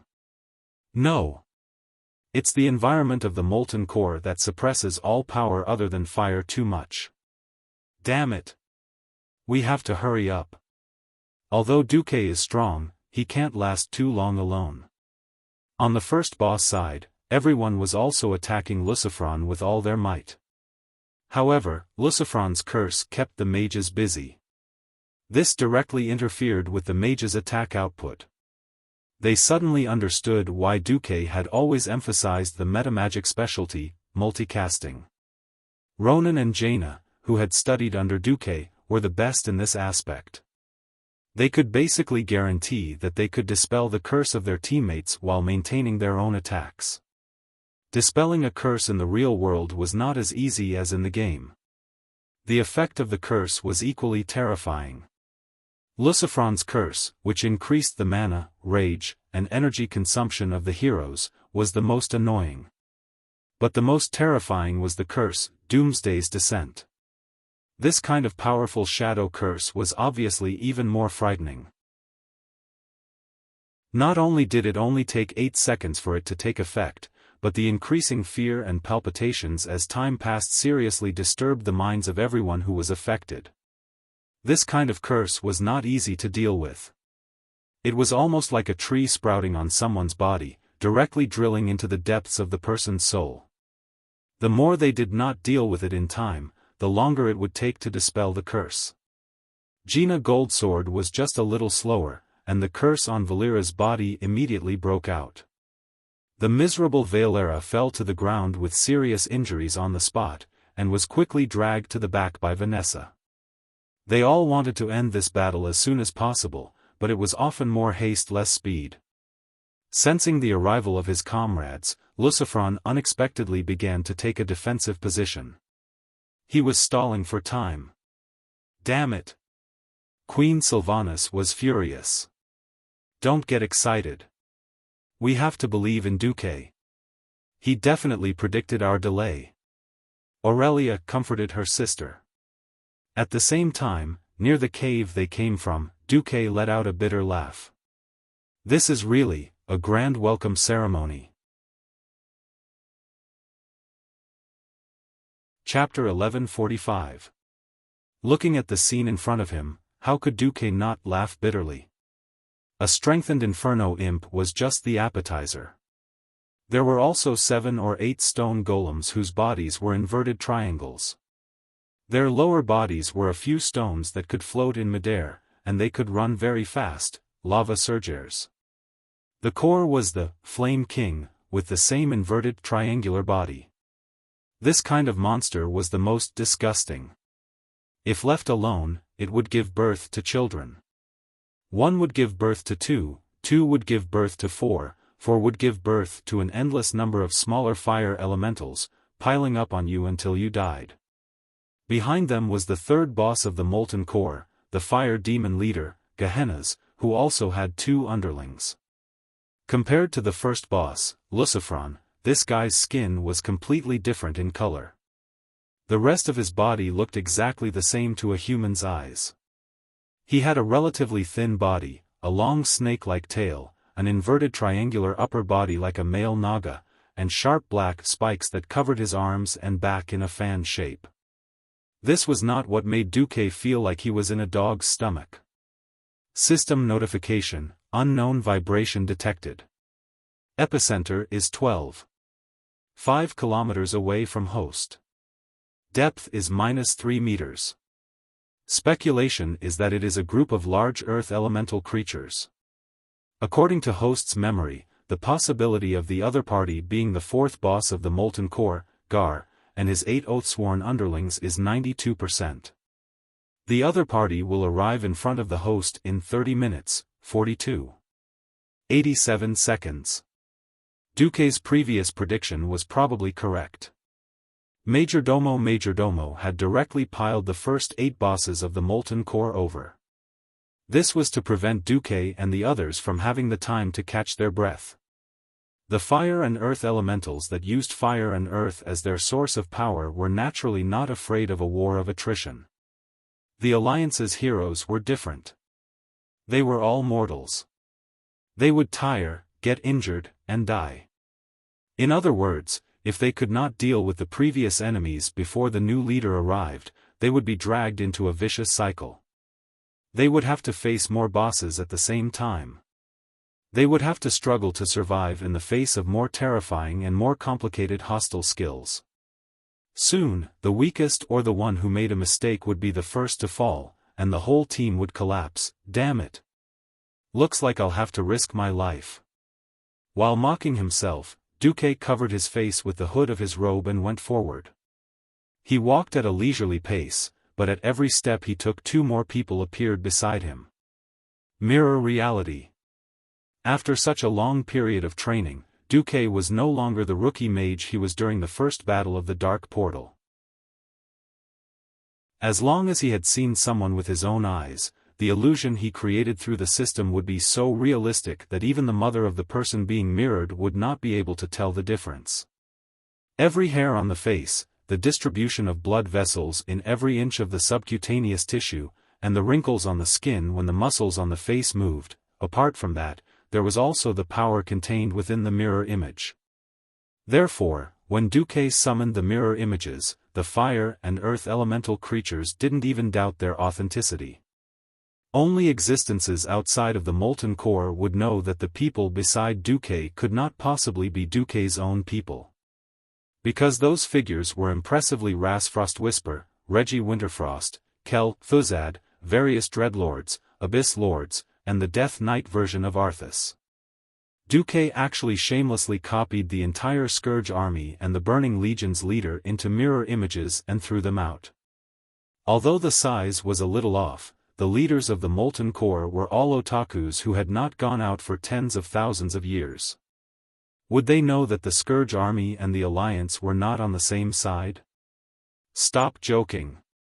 Against those who were not fire elemental creatures, they definitely did not need to be afraid. Duque was confident. Since they were all used to be beaten up, wouldn't it be more amusing if they were the faces of their enemies? Duque waved his hand with great arrogance. Go! Brothers of the Scourge army. Under the multi-threaded control of the system elf, the lichas behind Duque lined up in a row and raised their white claws that were so dry that only bones were left. Then, in this fiery hell full of fire elemental creatures, a crack that was not a crack was found, and a large amount of ice elemental creatures crazily poured in from the temporarily opened elemental channel. It was a joint war-level spell. Whether it was the total amount of magic, the independence of the lichas when chanting, or the guidance of ice elemental creatures in the various elemental gaps, it looked like a masterpiece made by several great lichas. Not to mention the low IQ Flame Imp and Flame King, even the boss Gehennas was fooled. Ogu Nandis. He opened his mouth and said a string of unknown language that might be fire elemental. He raised the huge spear full of sawteeth and pointed it at the Lich Mage squad behind Duque. The show was still going on. The knockoff Arthas raised, Frostmourne, which was not much better than a 50-cent special effect and wrapped in a freezing aura, and shouted in a voice no different from the original, "For the Alliance, charge!" Therefore, more Death Knights appeared out of thin air. Under the leadership of Dummy, they charged toward the group of flaming imps. For a moment, broken limbs and flames flew, and roasted pigs and howls coexisted. It seemed that blizzard and frost arrows were endless, as if the Scourge army was fighting the Flame army. It was very lively. Only Duque secretly activated the mage's invisibility, and snuck over under the cover of the lively battle. Even though Duque the coward had deeply studied invisibility, the invisibility of a mage was different from that of a rogue. No matter how good the effect was, there would always be a limit. Duque's limit was 60 seconds. Also, just like regular invisibility, as long as Duque attacked or cast any spells, his invisibility would be ineffective. It wasn't easy for Duque to find a shadow and cast a spell. Not as a mage, but as a priest, which he hadn't done for a long time, and in his shadow form, he began to cast a spell. This was a gamble. He was betting on his experience as a Void Lord, as well as the knowledge of dreams he had learned from Isra to give his magic an additional boost. Shadow spell, mind control. Almost instantly, Duque invaded the mind of the guard next to Gehenna's. Not daring to go too deep into the guy's mind, Duque only gave him an attack order in the guy's mind as his master. Gehenna's wasn't going to attack directly, because it seemed that the low-level fire and earth elemental creatures he summoned along the way had the upper hand. Suddenly, he felt a sharp pain below his ribs. Huh? Isn't there a guard on my left? Gehenna's angrily looked to his left, only to find that the fire demon guard he relied on as a barrier had stabbed him with a spear. Chapter 1146. When an enemy's weapon fell on him, he would never feel such heart-wrenching pain, because physical pain could never surpass mental pain. Fire demons, who were naturally thinner than their own kind, always looked down on their reckless and unintelligent compatriots, such as lava giants and molten hounds, but it did not mean that they did not know their own weaknesses and limits. While they were blessed with powerful spellcasting abilities, they were deprived of further evolution in close combat. The sharp barbs on the arms and backs of the fire demons, as well as the long horns of goats, were actually more like decorations. Even the fire demons themselves did not know how to fight with those thorns. Basically, every fire demon leader would always bring a few of their strongest compatriots as guards. Gehenna's guards had followed him for more than 10,000 years. In this extremely long period of time, he had always entrusted his life and trust to the guards by his side. But now, that guy had betrayed him without any warning. How could Gehenna's not be angry? But what he saw was a dumbfounded face. Although the spearhead of the long spear had been stabbed into his boss body, the guard's face was full of horror and confusion. No. Master. This isn't me. Impossible. His incoherent speech and the perfect panicked expression made Gehenna's brain stop for a moment. What was going on? His brain only froze for a short period of time, perhaps only 1 or 2 seconds. At this moment, a familiar yet unfamiliar pain suddenly came from his right rib. It was another powerful stab. This time, it was the spear of the guard on his right that pierced into his right chest. Gehenna's fury immediately rose to the peak. Turning his head, he saw a face that was equally horrified. No.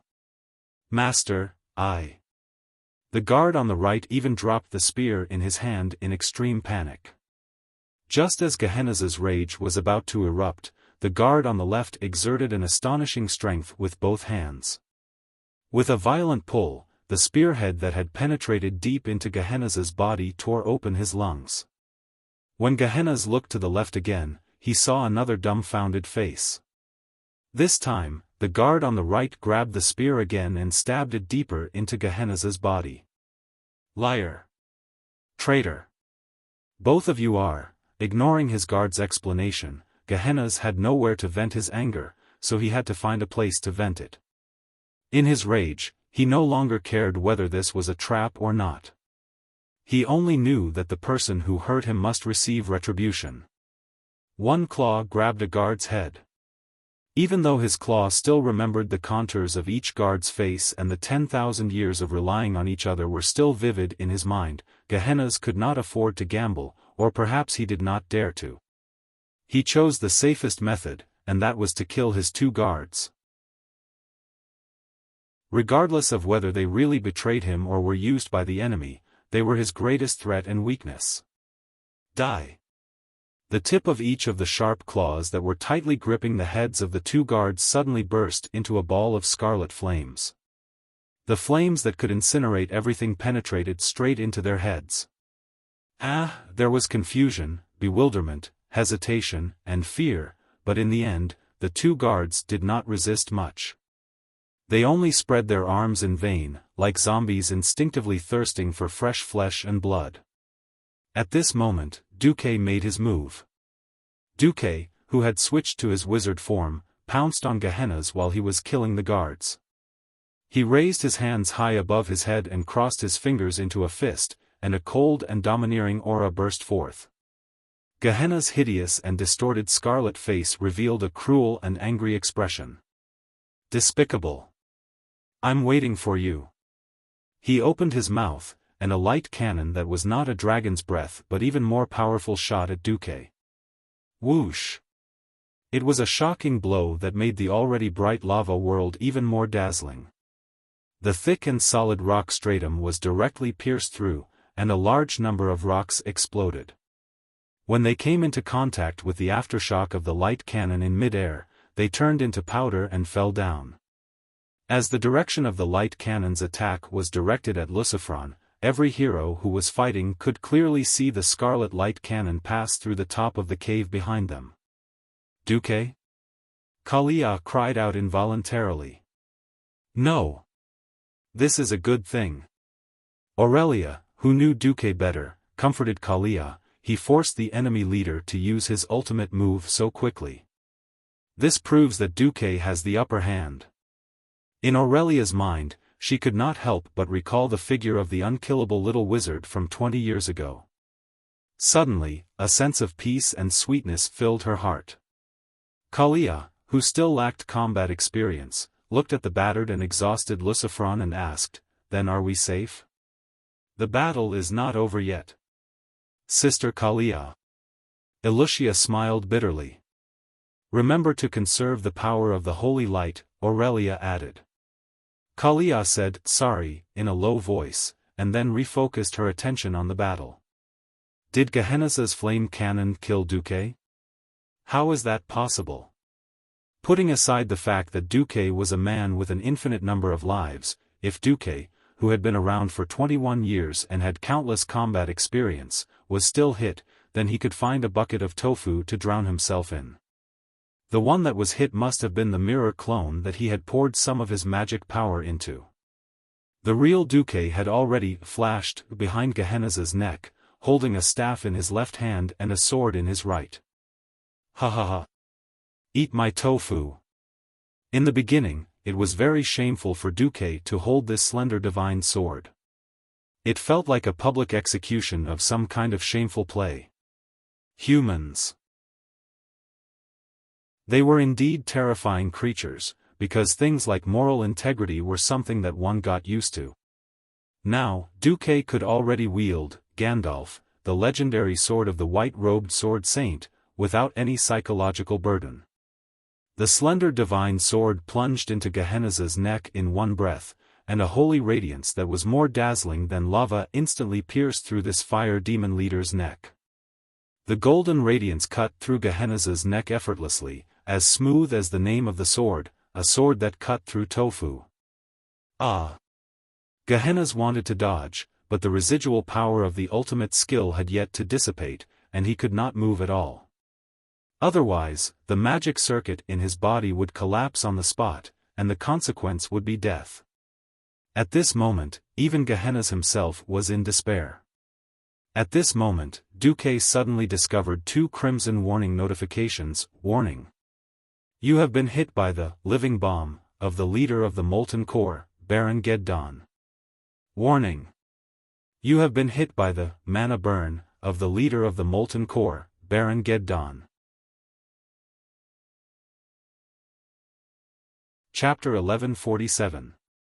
Duque's pupils shrank to the size of pinholes. It was extreme anger and shock. Even though the system had already marked a huge fire elemental boss 100 meters behind Duque on the 3D map in his mind with an eye-catching red border, Duque still clenched his teeth in anger. He was too careless. He always thought that OL4 would arrive first, and then OL5, who was further away. However, Duque subconsciously ignored the fact that he was in the molten core, where lava flowed everywhere, and treated it as an ordinary place. OL5, Baron Geddon, was a true fire elemental boss. The lava river, which mortals would not even consider, was like flat ground to him. Moreover, because it emitted a high temperature like the lava river, the system elf's scan only discovered it when it was very close. But it was too late. At the most crucial moment, it had appeared in the most marvelous way. Duque had two choices. 1. Duque could protect himself. As long as he opened the ice barrier, the powerful ice elemental in his body could forcibly dispel Baron Geddon's two terrifying skills. But then, he and his team would have to face the enormous pressure of two bosses at the same time. The other was that Duque would continue his assassination, which would likely seriously injure Duque. After all, Mana Burn and Living Bomb were both killer skills that countered mages. Duque could not hesitate, because the opportunity was fleeting. After thinking for 0.01 seconds, Duque made a decision. The slender golden sword in his hand did not stop, and the next moment, Gehenna's huge head rose into the sky. Simultaneously, the living bomb that had already possessed Duque was detonated by the angry Baron Geddon. Bang! This was a huge explosion. Roar! This was Baron Geddon's extremely angry roar. His roar shook the cave ceiling, which had already become unstable due to the light cannon, and caused more gravel to fall. Duque? This time, the Alliance heroes who were still fighting Xiaofan, especially Duque's lovers, were all shocked. Everyone couldn't help but look at Duque with concern. It wasn't just because Duque was one of the strongest existences in the Alliance, but because Duque was the true core. Duque reported to everyone that he was safe. Without thinking, he urgently sent a mirror image to the main force of the team and raised his hand to the sky to throw a magic flare. It was a giant thumb made of arcane technique energy. However, the reactions of the heroes were very strange. Mograin's facial muscles were twitching. Kalia didn't know whether she should be angry or amused. The other guys wanted to laugh but didn't dare to. Jaina could not help but facepalm. That powerful idiot, that's right. In a moment of desperation, Duque randomly chose a mirror image character to go back and report that he was safe. Unfortunately, that guy happened to be the fake Arthas. Although everyone could see that this guy with half of his head blown up and his whole body burnt black was a dummy made of arcane technique energy. However, bringing back a fake enemy to report that he was safe, haha. This was very Duque. In fact, Duque's situation was a bit bad. Baron Geddon's two ultimate skills were used at the same time, directly injecting a very large turbulent flow of fire elements into his magic circuit. In terms of quality, it couldn't compare to Duque, but in terms of quantity, this energy was far above Duque's total magic power. Should it be said that this was indeed a commander-level monster in the fire elemental domain? Even though Duque had channeled all the chaotic magic power into a magic circuit branch the moment he was hit, because the magic power wasn't released fast enough, Duque still exploded. To be more precise, the ice shield that had been poured in a large amount of Baron Geddon's magic power exploded. F***CK. As Duque cursed, the huge recoil blew Duque up into the sky. This wasn't an exaggeration. Duque was really blown up. The turbid wind whistled past his ears, and the scenery in front of him shrank rapidly. Duque wanted to control himself, but the effect of Mana Burn was still going on. At this moment, it was difficult for him to release more effective magic. Using all his strength, Duque only opened Ice Shield the moment Baron Geddon's fire elements were expelled from his body. The Ice Shield was opened, but the ice wrapped around Duque flew straight into the sky and hit the top of the cave. The so-called Ice Shield immunity to damage was based on the premise that you weren't sent flying. Turning into a big ice block could indeed withstand direct slashes and collisions, but the subsequent impact still required the internal organs of the human body to bear. Duque was knocked unconscious. After removing the ice shield, Duque, who was falling rapidly, roared angrily, "Baron Geddon! You are digging your own grave." Baron Geddon didn't show any weakness. No mortal can offend the great Ragnaros. After that, a string of fireballs was thrown straight at Duque, who was still in the air. Humph! Who the hell is Ragnaros? Duque endured the turbulence in his body, and several strong gusts of wind rolled around his body. This was the power he obtained when he stole the storm altar that Gul'dan destroyed. He didn't use the power of nature very well, and it was even more difficult to use nature spells in this place where the fire elements were too strong. However, it was more than enough to adjust the direction of his fall. The seemingly seamless chain of fireballs was dodged left and right by Duque, escaping a path of survival and successfully landing on the ground again. Okay. Round 2. Duque gritted his teeth. The system suddenly prompted again, Garland and his followers are 3 kilometers away from the host. According to the newly adjusted speed, Garland will arrive at the battlefield in 10 minutes. What? Duque's heart felt as if it had been hit by a hammer, and it was stuffy. So fast. Could it be that Garland also had the form of a lava surger? Even Duque was starting to feel a little anxious now. If the main force was not ready, it meant that the whole team would have to face 4 bosses at the same time. At this moment, the magic phantoms that Duque had sent back suddenly heard a burst of loud cheers. "He's dead, he's dead. We finally killed this guy. Hurry, hurry, go and support Magni."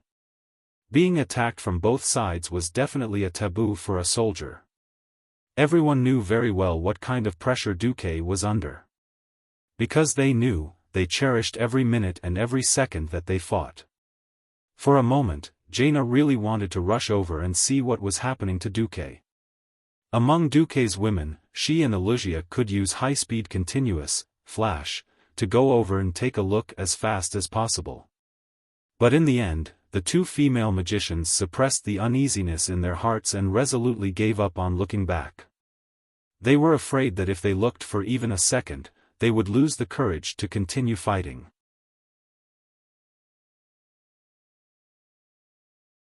Chapter 1148. Through the feedback from the mirror image, Duque let out a long sigh of relief when he found out that the main force did not come to support him. Instead, they went straight to the Molten Hound King. Initially, Duque had been thinking of nurturing William if he had the chance. However, it had turned into an extremely urgent battle of life and death. Duque was a little sad, but he wasn't surprised. After spending so much time in Azeroth, Duque had learned a lesson. No matter how weak a boss was, it wouldn't stick its neck out for you to chop. That was why Duque had long since lured the Horde into fighting Nefarian. Even if the Horde couldn't win, he couldn't let Nefarian be in a guerrilla position so that he could attack the Alliance's rear at any time.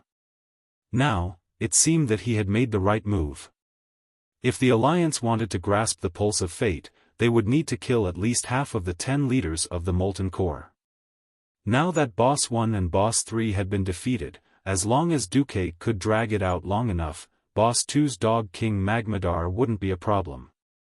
The problem was the bosses that were rushing over. Duque assessed the situation. Under the simultaneous manipulation of the system elf, his phantom doppelganger and mirror doppelganger had already cleared half of the monsters. The focus was still on Baron Geddon and the bosses that were likely to come. Majordomo Executus, the manager of OL-9, was a strategist, but his combat power was not high. Without its underlings, it was just a coward. Old 8 was the boss of the lava giants, Gurmanj the Incinerator. His huge body and hopelessly slow movement speed made it impossible for him to come all the way to the exhibition. Although Old 7's Saffron Forerunner was a fire demon, according to the scale of the map, it was at least 500 kilometers away from here. It should not be able to make it in time. The appearance of Garland, the leader of the Earth Elementals in OL-4, was inevitable. Baron Geddon was already in front of him. The only variable was the sixth boss, Fire Demon Boss Shazra. This fellow was a disgusting person who could teleport and cause explosions everywhere he went, scaring people. If it appeared alone, it would not be a problem at all. If it came out to cause trouble while the team was attacking Garland and Baron Geddon, it would not be surprising for the team to be wiped out. Fortunately, it couldn't rely on itself to teleport, so it probably had to run all the way here. Even so, Duke still didn't want to see more than one boss at the same time. Because in his mind, Duke did not even want to imagine the scene of his lover lying in a pool of blood. He could resurrect, but they couldn't. Duke suddenly gave a wry smile. So, the key to not being caught in a pincer attack is to see if you can kill quickly? In the end, the burden is still on my shoulders. Maybe, this is what men are like. Duke's figure appeared in front of Baron Geddon again. A man. A leader. The two enemies, who were hundreds of times different in size, stared at each other from afar. In the name of the Fire Demon King, die. Human. That was the Flame Lord's earth-shattering roar. In the name of the Great Alliance, perish. Bastard. This was the determination of the Alliance commander. Living Bomb, and Mana Combustion, descended again. But this time, Baron Geddon didn't hit anything. The target it locked on, in the first tenth of a second before it attacked, was still breathing, had magic flowing, and had a complex magic circuit. However, after it threw out the ultimate skill, it hit an empty human figure that instantly dissipated, as if its fatal magic had only hit a mass of air. Fake. Fake. Everything was fake. After hitting 12 extremely realistic mirror images in a row, even though Baron Geddon was a fire elemental with a high degree of intelligence, it had to start to doubt its own judgment. Where was the abominable human who killed its companion? Couldn't find him. It didn't matter. The fire elemental had its own unique way of finding people. Baron Geddon suddenly roared, "Repent in the fiery hell." Human. Suddenly, an extremely standard huge ring of fire, with its conical foot as the center, spread in all directions at a high speed. The huge wave of fire easily engulfed everything in its surroundings and burned them to ashes. The super high temperature wave of fire even blew up a few lava surges that were running back and forth and constantly attacking the illusion of Duque. The surging waves of flames engulfed every crevice in the sunken cave. At this moment, a figure was forced out of stealth mode. It was Duke. He was bathed in fire, and even the hair on his body was on fire. But he still made a throwing gesture without a care. Ha! He exhaled and used the last of his strength to throw an icicle more than a meter long at Baron Geddon. Rather than saying it was an icicle, it looked more like a javelin. This ice javelin, which seemed to come from the depths of hell, pierced through the curtain of fire without any hindrance, cut through the sky, and stuck straight into Baron Geddon's chest. The Baron didn't mind at all. If he could completely erase such a strong enemy from the world with a little injury, it would be worth it. Unfortunately, the next second, he didn't think so. Because more Duque appeared around him. Front, back, left, right, up in the sky and down on the ground. From the ground to the huge pillars, from the pillars to the top of the rock stratum, almost every place where a person could stand, there was a Duque holding up an ice javelin. I am Duque. I am also Duque. We have endless Duques. "You stupid guy, can you use your limited power to kill every me?" Those mirror images of Duque opened their mouths at the same time, but said different things, almost causing Baron Geddon to have a mental breakdown. It wanted to treat these Duques as fake illusions. But they weren't. Each of the dukes could throw a javelin that hurt it. On the other hand, no matter how many living bombs it used, it couldn't stop more Duques from appearing in front of it. If it wasn't careful, a Breaking Dawn-level ice arrow would unequivocally give it deeper and heavier injuries. Similarly, Duque, who poured most of his magic power into illusions and attacks, was extremely fragile at this time. If even a little bit of the overflowing destructive power fell on Duque, it would seriously injure Duque. Duque's face was brimming with a rare smile. This was a feeling he hadn't felt for a long time. Dancing on the tip of a knife. Disco dancing on a grave. Singing loudly before death. In the midst of despair and hardship, he wrote a heroic epic that belonged only to Duke alone. How long did Duque fight? How many ice arrows did he shoot at Baron Geddon before he was killed? Duque didn't even count himself. When his magic circuit became empty, Duque finally waited for the next boss. Duque smiled coolly. "Yo! You're a step too late." Chapter 1149. One step ahead was a genius. 2 steps ahead was a monster. 3 steps ahead, and the whole world could only look up to you. With Mount Hyjal as his base equipment, Kill, Jaden's exquisite equipment, and Sargera's Moonlight Grail, which had a magic speed effect that exceeded 3 eras, Duque was able to pour out all the magic that he couldn't normally use up in 10 minutes. Admittedly, Duque's average equipment was 2 steps ahead of the current era. However, considering that he was dealing with Mana Burn and Living Bomb, which were known as the nemesis of all magic classes, it was commendable that he was able to get such dazzling numbers. Duque didn't count, but that didn't mean that the system elf didn't count. In the end, in 601 seconds of battle time, the statistics were 10, Ice Barrier, 5, Ice Bloodline, 36, Ice Shield, 386, Flash. Including the magic clone, a total of 1086, Ice Arrows, were equivalent to full power casting.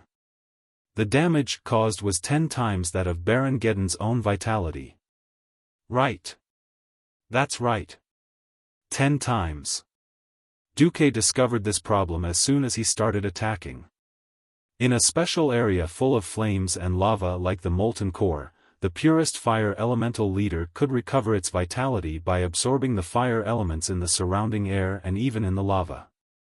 In a sense, Duque was even fighting against a small part of the molten core. At the last moment, Duque even opened the wide, ice shield, and pulled Baron Geddon into the world of ice and snow that he had forcibly squeezed out of the molten core and killed him. Duque was very tired. From body to soul, every corner and every molecule was full of fatigue. Looking at Jarl, the earth elemental boss that was like a moving mountain, Duque laughed. "Mortal! You actually killed the servant of the great Ragnaros." Jarl questioned Duque in a slightly vague but extremely thick common language. Pfft! Duque laughed shamelessly. "Sorry. My hand slipped and I accidentally killed 2 of them." "Did my hand slip?" "Careless?" Looking at his 2 dead companions, Gehenna's, whose head had fallen off, and Baron Geddon, who had turned into a pile of high-energy bodies, Garl could not suppress his anger. "My lord will definitely turn you and your race's place of survival into ashes." Garland roared. Hee. The earth elementals were all stubborn fellows. It was impossible to convince them with words. Then why did Duque and Gar spit on each other? Of course, Duque could take the opportunity to recover his mana. In a sense, a Breaking Dawn Great Mage was a magical furnace that could continuously produce mana. While they were talking, Duque's magic power had recovered to 3%. If he hadn't been attacked by mana burn so many times and damaged more than a third of his magic circuits, Duque's recovery would have been even faster. But for now, it was enough for Duque. Without any warning, a Duque and 8 knockoff liches of the Scourge army appeared near Garland and his Oath-Keeper brothers at the same time. Whoosh whoosh whoosh. More than 36, Ice Spear technique, hit the faces of Garland and his underlings with a series of rapid wind-breaking sounds. Ice Spears was a simplified version of an ice arrow. It could be shot instantly, but if the opponent was not frozen, then the Ice Spears would have no power. However, using it to provoke others was a different matter. Ah. Sorry. My hand slipped. An ice spear hit the rough outline of Garland's face. Of course, to recognize an earth elemental's facial features, other than the pair of red eyes, the position of the other facial features had to be discussed. My hand really slipped. Bang! Another shot was fired. My hand slipped again. Bang! Another shot was fired. Sorry, since my hand slipped so many times, why don't I do a manual comedy on your face? Another shot. Duque's hand slipped for more than 100 shots. It couldn't be helped. Someone had accidentally set the ice spear to automatic firing, and one misfire resulted in so many shots. It's hard for me too. Don't move. Big guy, I'm drawing sh*T on your hand. Oh, no, I'm drawing a comedy. Someone who was rotten to the core yelled. While being chased by the hill-like Garland, he used the ice spear to draw something indescribable in the shape of a pyramid on Garland's face. If Garland had lungs, they would probably explode in anger. Garland's rocky body was glowing with a layer of faint red light. It was definitely a chore to kill a thick-skinned earth elemental leader. Of course, if one were to simply kite and drag the opponent around to buy time, the difficulty would plummet. The price of having a strong defense of the earth elemental was having short legs. He didn't even know how to teleport, and he wanted to catch up to Duque? Unknowingly, Duque and his phantom doppelgangers had already pulled Garland and his brothers apart. After Duque played kite for about 5 minutes, the heroes of the Alliance finally arrived. Pfft! The 3 Windrunner sisters who arrived first could not help but laugh. This was because Duque was yelling as he was being chased. Then, Gavin Rad, who was the second to arrive, was also amused. This was because he saw a line of words in the common language on Garland's huge rocky chest: I have a divine artifact on me. Come and kill me. After a short moment of surprise, everyone's hearts were heavy. This was because they saw Gehenna's, who had lost his head, and Baron Geddon, who had been reduced to ashes. Even though they were already dead, their huge bodies still exuded a fierce aura. Everyone's hearts skipped a beat. They did not expect that so many people had risked their lives to kill 2 leaders, but Duque had also killed 2. Even though there were not many traces of a battle around Gehenna's, and Duque had probably killed him by assassination, a kill was a kill. No one could ignore the glory of killing the enemy leader single-handedly. If it were not for Duque, perhaps everyone would have been wiped out. The enemy leader's endless tricks made everyone's hearts palpitate even after victory. It was not an exaggeration to say that Duke Marcus was indeed the #1 person in the Alliance. Everyone could not help but feel respect for Duque once again. Seeing that the paladins who could tank the monsters had successfully taken over the batons from their doppelgangers and tanked the Oathsworn of Fire, Duke simply ordered Magni to stay behind to deal with the 6th boss Shazra, who might appear. He then gave a simple instruction on how to fight the Oathsworn of Fire. Duke finally could not hold on any longer, and collapsed into Tyron's arms. Everyone could roughly guess the relationship between Duque and Tyron, but Duque still attracted some attention when he hugged her so openly. Soon, everyone understood, because Duque had fainted. Tyron smiled gently. You've worked hard, Duque.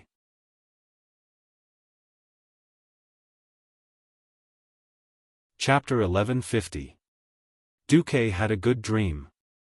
He dreamt that he was rubbing himself between Tyron's Mount Hygel to his heart's content.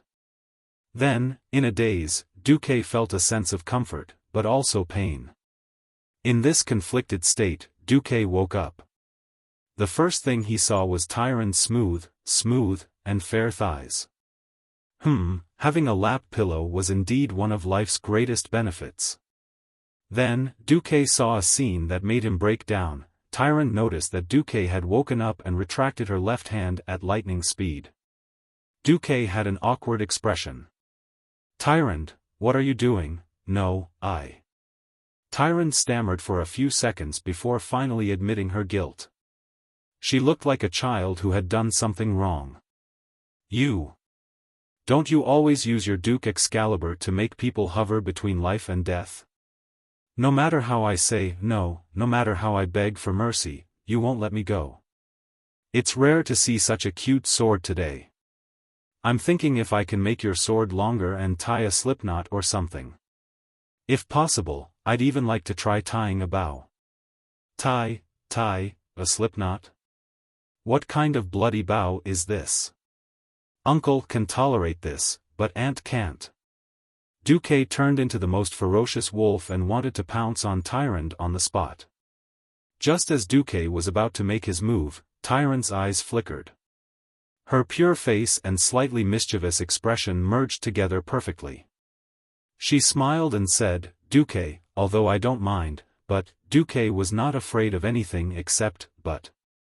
Every time there was a but, there would always be trouble. As expected, Duque heard a commotion. Only then did Duque realize that the place where Tyron had placed him was not far from the battlefield. It was only about 300 meters away.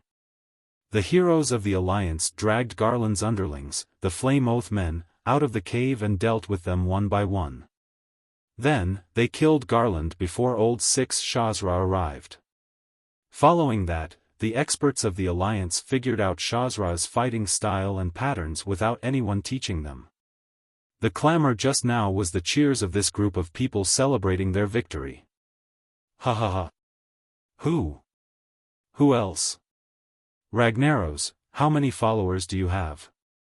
Let's do it all at once. Otherwise, I'll have to look for them one by one. The arrogant short king, Magni Bronzebeard, raised Shazra's head high and stood on the hill of earth elements formed after Jarl's death. He put on the posture of the king of the world and laughed non-stop. "That's because your legs are too short to run," the masked female thief Valera said. The king of Steel Furnace Fort's heart was petrified. No, his entire body was petrified. A gust of wind would blow him away. The heroes of the Alliance were celebrating their victory. The oldest among them, Mograine, sat on a large rock and panted heavily. Tyrion walked over with a smile. "How are you, Alexandros?" very happy, but also a little tired." "Sigh, time and tide wait for no man." Mograine sighed. No. You can still fight for another 10 years. Tyrion waved his hand. "What's the use of 10 years if I can't use the power of Ashbringer?" Mograine said meaningfully. "Duque told me that light and darkness are actually one. Ashbringer can also become Fallen Ashbringer. I don't want the Evil Slayer sword in my hand to become the plaything of evil forces one day. So, after we go back, or if something happens to me, this sword will be yours." Tyrion felt like he was choking on his words. How could a true martial artist not wish to have a divine weapon that he could use with his own hands? Duque had, Gandalf, the legendary sword of the white-robed sword saint. Turalyon had the royal sword, Quell Zaram. Mograine had, Ashbringer. Every godly sword had its own legendary story, which was sung by bards all over the world day and night. As long as there were humans, their legends would continue to be passed down. That was the supreme glory of a warrior. As a noble paladin, Tyrion was envious, but not jealous. But when he heard that Mograine was going to pass the sword to him, his heart still failed to live up to his expectations and began to beat wildly. That was excitement. Not out of greed, but based on the excitement of being able to better destroy evil. Don't hesitate, and don't be ashamed. Your noble character and firm will are worthy of this divine weapon. Actually, you don't have to. Just as Tyrion was about to continue, Mograine raised his hand to stop him. Everyone's pursuit is different.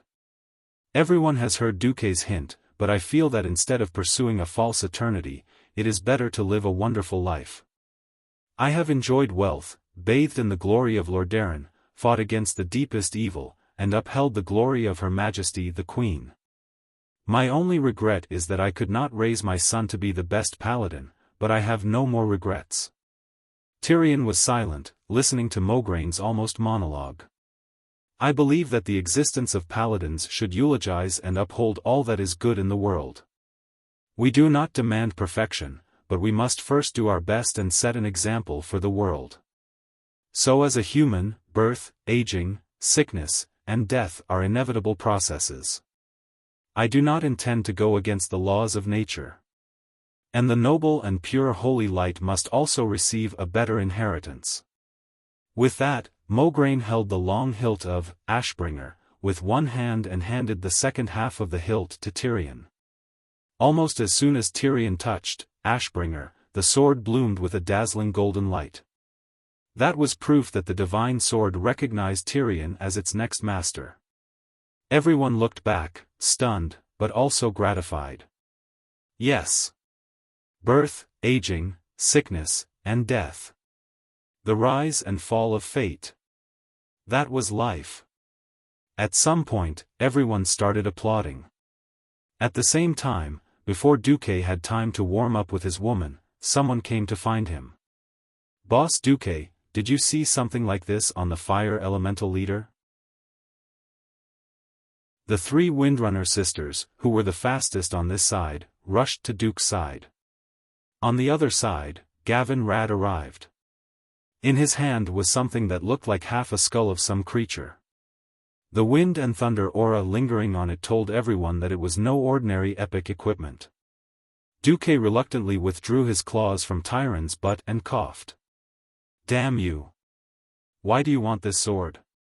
You're not the one carrying the big guy. A sword? A sword? Gavin Rad's eyes lit up. Ha ha ha. This thing is destined to belong to me. If it's a sword, Magni would never want it. Chapter 1151. Hammers are the dwarves' romance. Gavin Rad put his hands on his hips and imitated Magni's arrogant manner and tone, making all the ladies laugh. Duque was speechless for half a second. Also, I can feel the power of wind and lightning on it. It's quite similar to my power. If Gavin Rad hadn't mentioned it, Duque would have forgotten that this guy had also obtained the power of lightning from the Storm Altar when he went to save Kuel Salus with him. This made Gavin Rad go from being the last of the 5 Silver Sages to being on par with the other 3, second only to the strongest Uther. Now, if he had the power of lightning and the wind sword, it wouldn't be perfect, but at least it would be a good result. Okay, boss, here's the question. You're so knowledgeable, do you know where the other half is? Gavin Rad waved the skull of imprisonment of the Wind Seeker in his hand. Duque smiled. He smiled brightly. Seeing that you call me boss so smoothly, at this point, Duque deliberately kept Gavin Rad in suspense and didn't continue. Knowing that Duque was trying to keep him in suspense, Gavin Rad had no choice but to comply. Looking at how obedient he was, he looked like a silly husky. There seemed to be a furry dog's tail wagging behind his showy golden butt armor, and he almost drooled. Jaina smiled slyly and leaped into Duque's arms. She then turned to Gavin Rad. Call me something nice. Maybe I'll let Duque tell you the answer if I'm happy. Knowing that Jaina was taking advantage of him, Gavin Rad observed her expression and knew that there was a chance. What integrity! Sell the equipment. Sister-in-law. sister-in-law. I've bowed to you. This guy didn't have any shame or self-awareness of a holy knight at all. Who knew where that dense, almost solid holy light came from? If this world had one of the four great evil arts from Duque's original world, Duque would almost suspect that Gavin Rad's holy light was just a bunch of cheap special effects. Anyway, Jaina was happy, but the other girls were unhappy.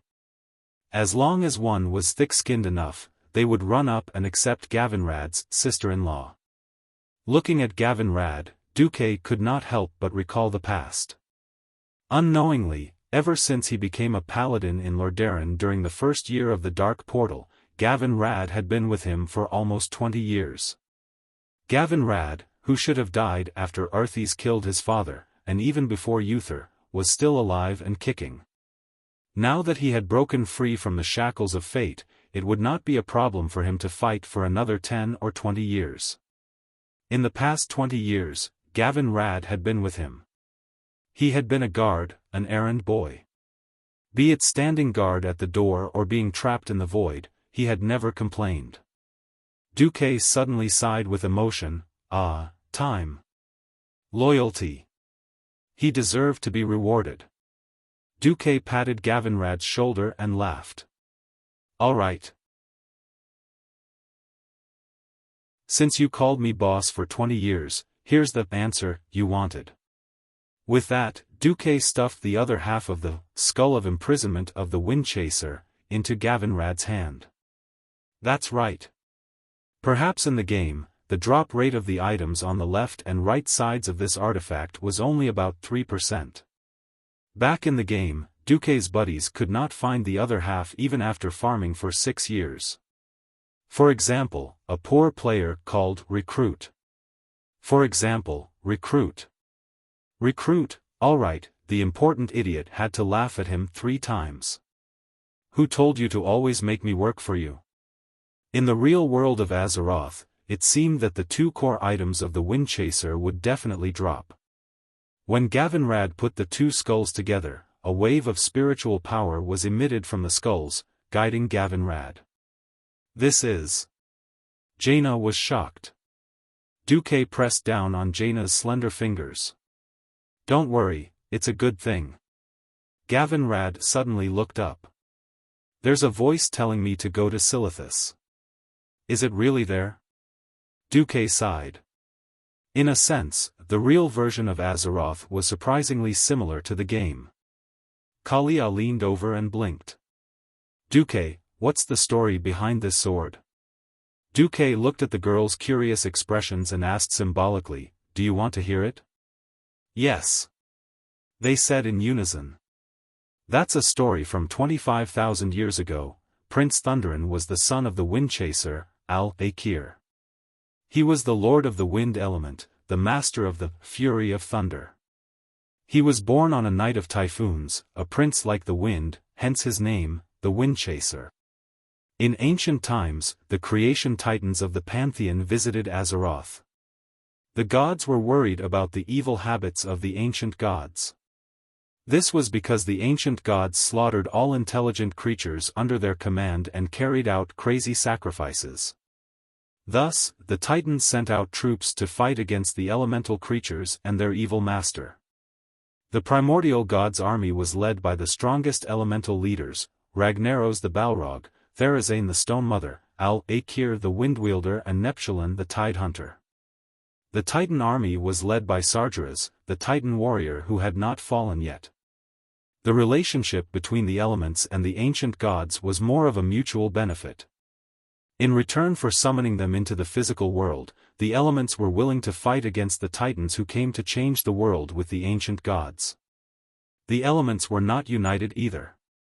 The wind and water elements formed an alliance to fight against the fire elements.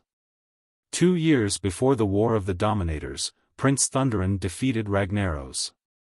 Year 16 of the War of the Dominators, Prince Thunderin fought against Sargeras, who attacked the Realm of Wind. Sargeras was forced to retreat from the Realm of Wind. Year 17 of the War of the Dominators, because Prince Thunderin faced the incomparably powerful Sargeras head-on, Prince Thunderin started to lose his sight and his movements became slower.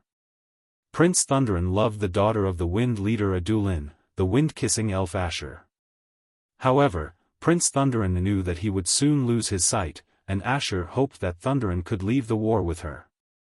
Thunderin knew that he could not give her what she wanted, so he did not express his love to Asher. Year 20 of the War of the Dominators, Thunderin lost his sight. In the same year, as an ally, Neptulin the Tidehunter was defeated by Sargeras and nailed to death on what is now the Black Sea coast. Year 33 of the War of the Dominators, Sargeras fell and betrayed the ancient gods. However, this was not the end of the War of the Dominators. A new war began. The flame demon Ragnaros attacked the Wind Realm. The flame demon's subordinates, Jarl and Baron Geddon, schemed to bind Prince Thunderin. Prince Thunderin was ambushed by the flame demon Ragnaros and his essence was absorbed after he died. However, because Thunderin was too powerful, Ragnaros accepted Jarl and Geddon's suggestion and sealed the prince's soul in 2 magic items. Jarl and Geddon guarded the prince separately. From then on, Prince Thunderin could not see the light of day and could not see Asher again. He did not have the chance to express his love. Year 36 of the War of the Dominators, the realm of wind was completely destroyed, and the wind elementals all fled. Year 60 of the War of the Dominators, the Titans once again came to this world and sealed all the elementals that rebelled against the Titans. The War of the Dominators ended. At this point, Duque sighed. Those who can save the prince will receive the prince's test and blessing. And the content of Thunderin's, Thunder Fury, Blessed Sword of the Wind Seeker, blessing is, Hero, may you have a love that you will not regret.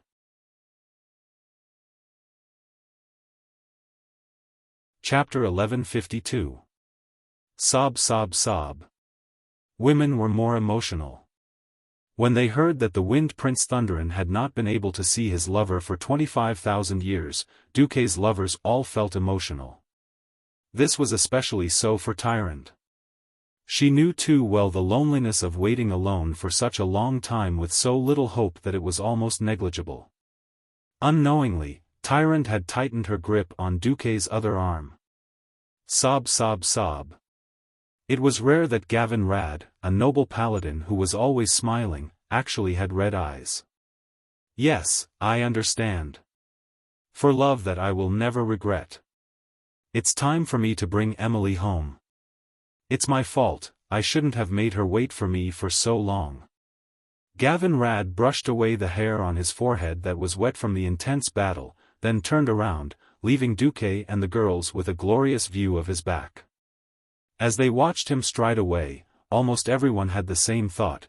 Gavin Rad was indeed a good man who dared to take responsibility for his actions.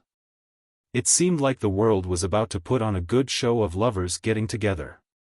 At this moment, Elusia spoke up, a little confused. Wait. Why do I remember that Gavin Rad is already married, and his wife's name isn't Emily? The atmosphere suddenly fell silent. At that moment, all the girls looked at Duque. Wait. What does Gavin Rad's death have to do with me?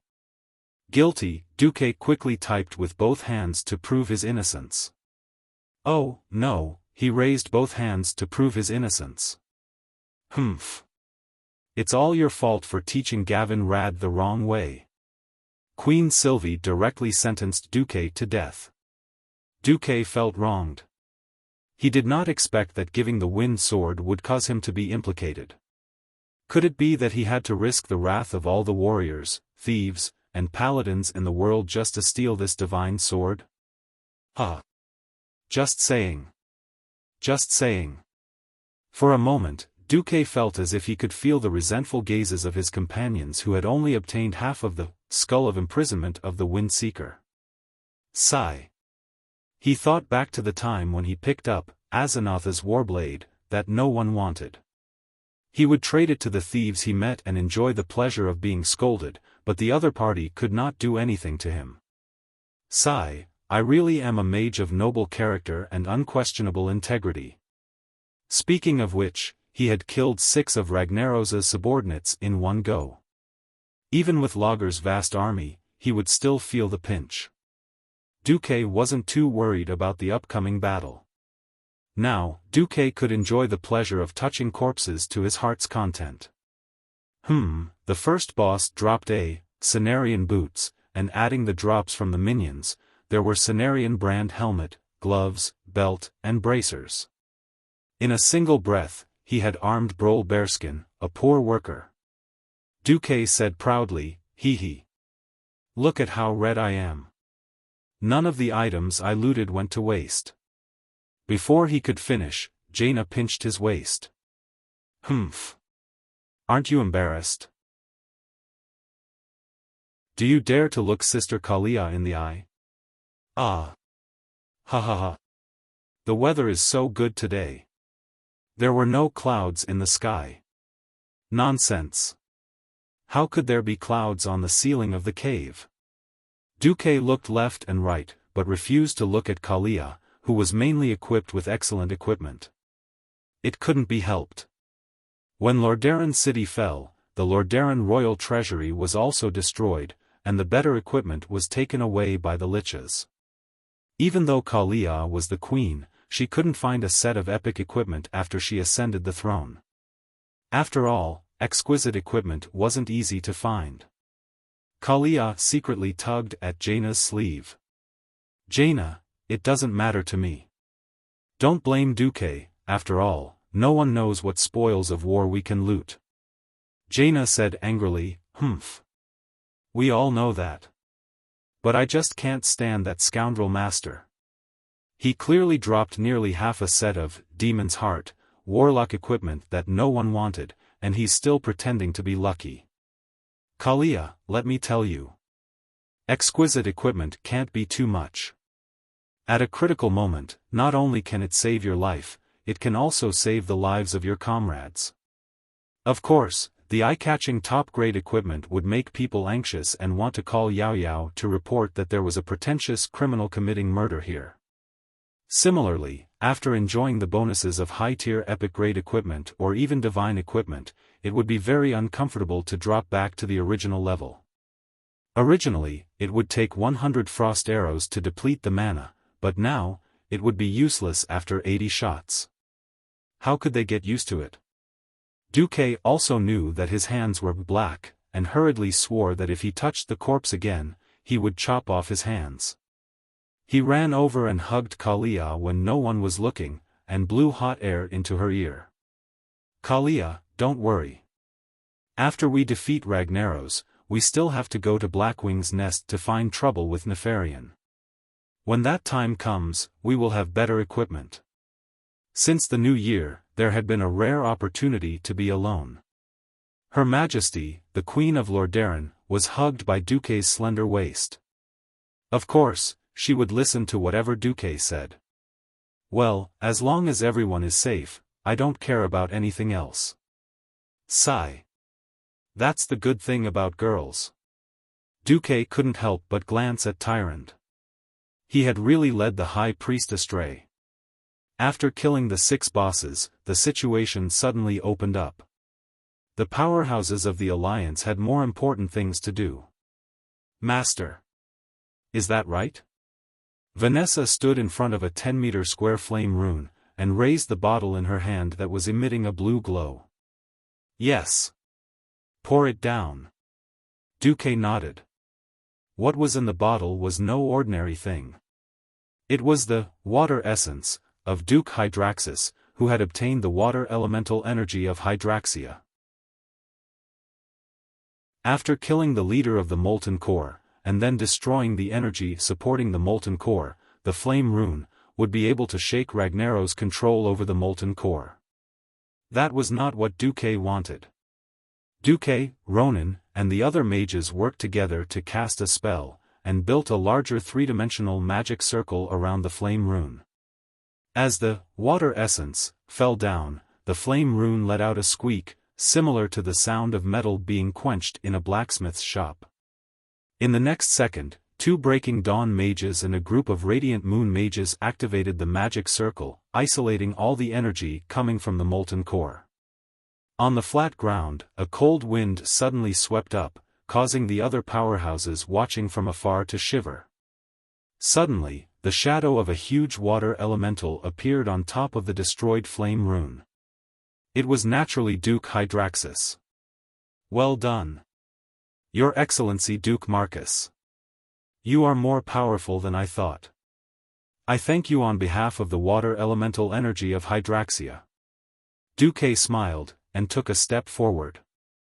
When I sent Ronan as an envoy, I said that we have a common enemy, didn't I?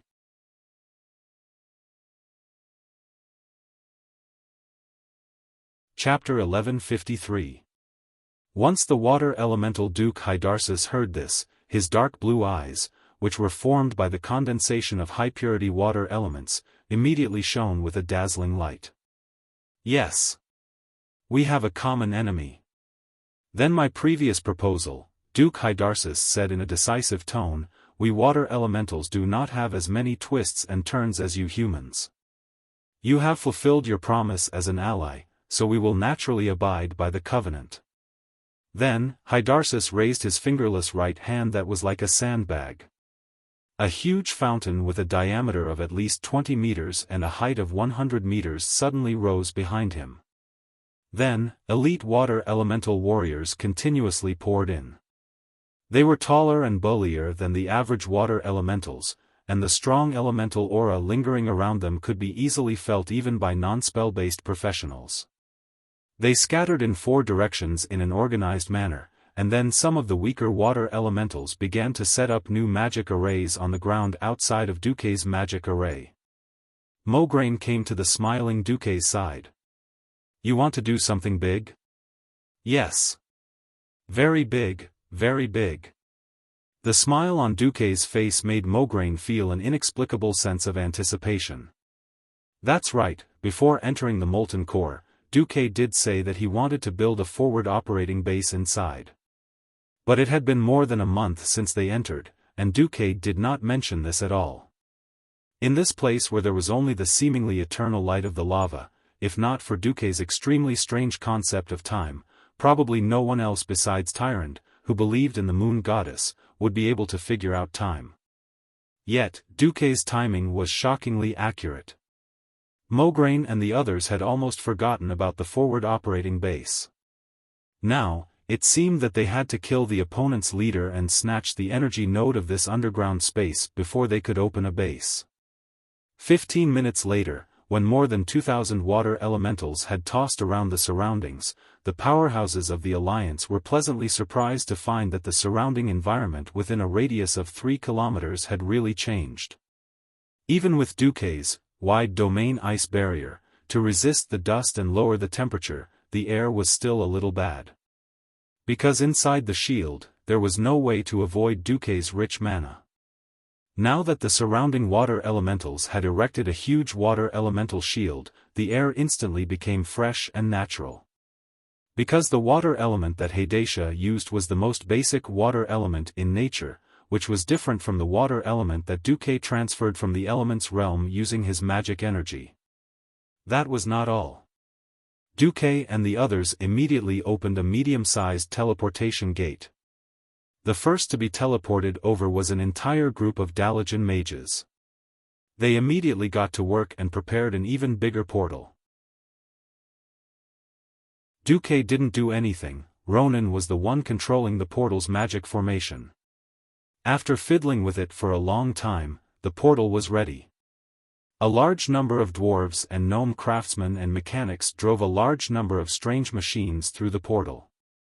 One had to know that the amount of mana required for teleportation was proportional to the weight and volume of the object being teleported, as well as the strength of the life form. The mana used to teleport this group of troops. Just look at the high-purity magic crystals that were priceless a moment ago turning into dull crystals that were casually thrown to the side, and it was obvious how terrifying it was. The master craftsman, Jurban, greeted Magni, and led his gnome engineering team to a suitable place under the protection of the water elemental troops to set up the machinery. At this time, Duke Hydacis came over. He bowed slightly. The first fulcrum has been set up. The Heidatia assault team is on standby. Once you have rested, you can set off to the next flame rune location. Duque nodded. Although we really want to destroy all the flame runes in the molten core as soon as possible, I don't recommend splitting up or setting off immediately. It's fine. Heidatia has been waiting for the chance for revenge for 25,000 years. I don't care about this moment. Leave the protection to us. Please rest well. At this time, Jaina came over and pulled on Duque's sleeve. Hey, don't you think there's anything different here? Jaina pointed at her mage's peak. There's nothing different. It's still tall and straight. Duque stopped halfway through his sentence. It was indeed a little horrible to look at. Originally, Jaina's mage's peak looked like a white steamed bun. It was big and white, but now it looked black. It was like a black cornbread made from the skin of wheat. Duque's heart ached when he saw it. So, he eagerly went to Duque Heidasis and made a small request. The Alliance's hero squad started setting up camp. It was a large lava pillar that rose from the ground all the way to the top of the lava. Close to 30 people from the hero squad set up camp around the pillar. When it came to enjoyment, Duque was definitely at the level of corruption and depravity. He could make things difficult for anyone but himself. Duque chanted an incantation, and according to the small authority he got from Heidasis, he made the land that was already occupied by water elementals spurt out a small spring. Duque grasped the air with his left hand, and pure arcane energy ground the pillar at high speed. The base of the pillar, which was originally sloping at a 45-degree angle, was forcefully carved out into terraced ponds that looked like terraces. Duque waved his right hand, and a strong wind blew, sending the ground sand and stones flying. When the clean and warm spring water filled the ponds, the heroines all let out sounds of admiration. Wow! It's so beautiful. Look at this side of the pond. It's actually been polished so smoothly, and there's not a single scratch. Yes, yes. Duque, if you can't continue being a mage, you can consider becoming a craftsman in my palace. It had to be said that a place that was like a hot spring park was definitely a great miracle in the molten core, which was filled with lava, sparks, and hot air. Duque had used his memories of the hot spring hotel he had been to before he transmigrated to create a battlefield hot spring park, and it easily won the favor of all the heroines. Women were born with a love for beauty. Even if they had to stick dust on for the sake of battle and make themselves dusty, their love for beauty would only grow stronger. When the hot spring was built, they erected a tall wall according to their request. After Jaina set up a magical formation to prevent prying eyes, the women shouted and rushed into the hot spring area. Just as Duque was about to follow them in, the pitiful Duque was rejected at the door. Humph. It's not just us sisters who are here. Wuxia said with her hands on her hips. Duque, it might not be a good idea for you to come, Kalia said softly. Queen Sylvie was the simplest. She immediately put up a sign written in the common language at the door: perverts and Duque are not allowed in.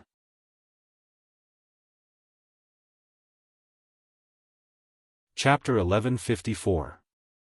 Duque was depressed. I can barely fight the molten core, and I still have to help you queens make a hot spring. Don't tell me I won't get any benefits after that. Is that even possible? Sometimes, men were creatures that courted death. The more they can't get, the more they want. Duque didn't even think about doing anything at first. He just used invisibility. 'Cause trouble. 'Cause trouble. Humph. Today, I will establish myself as the queen of the harem. Duque tiptoed around the sign that symbolized humiliation, and quickly and quietly snuck in. The wall at the entrance was erected by Duque, so how could he not leave a back door for himself? With a light press, a beautiful revolving door appeared on the seemingly intact wall. Unexpectedly, as soon as Duque flipped in, a magical message came: in the hot spring, the girls were chattering and teasing. Men were discussing women. Women were evaluating men. This was a truth that would never change throughout the ages. Will Duque sneak in? Kalia asked her sisters in a low voice. All of them answered in unison, definitely. Queen Sylvanas added, I know that guy won't be able to hold it in. But don't worry, the wind will tell me he's coming. Sister Sylvanas, are you going to deal with him? Elusia asked. Of course. We can't give in to that guy too much, or he'll have no bottom line. Queen Sylvanas was resolute. Sigh. I was thinking if Duque sneaks in, should I shout, no, to lighten the mood, or don't stop, to provoke him? Tyrant cupped her face, which always looked pure and holy no matter what time it was. Her words caused a few of the thin-skinned fellows to blush. Sigh. Female drivers can't afford to get hurt while racing. However, unexpectedly, even after the girls finished bathing and playing, Duque still didn't come. Did anyone see Duque? What happened? Jaina asked the people around her after coming out. Ronan, who was in charge of the portal, replied, Master. He seems to have something urgent and went back through the portal. Urgent? What kind of urgent matter would make the commander of the Alliance personally rush over? Needless to say, it was an urgent matter. Black Rock Mountain was littered with corpses. The blood that should flow had long since dried up. The violent heat roasted everything that came close, regardless of whether they were alive or dead. There were thousands of orc corpses, but none of them had their backs facing the Blackrock Tower. There was not a single wound on their backs. All of them had died because their bodies had been torn apart by a powerful force. In the distance was a vast and boundless crimson plain. Nearby, a small branch of the tribe was desperately running towards the plains at the foot of the mountain.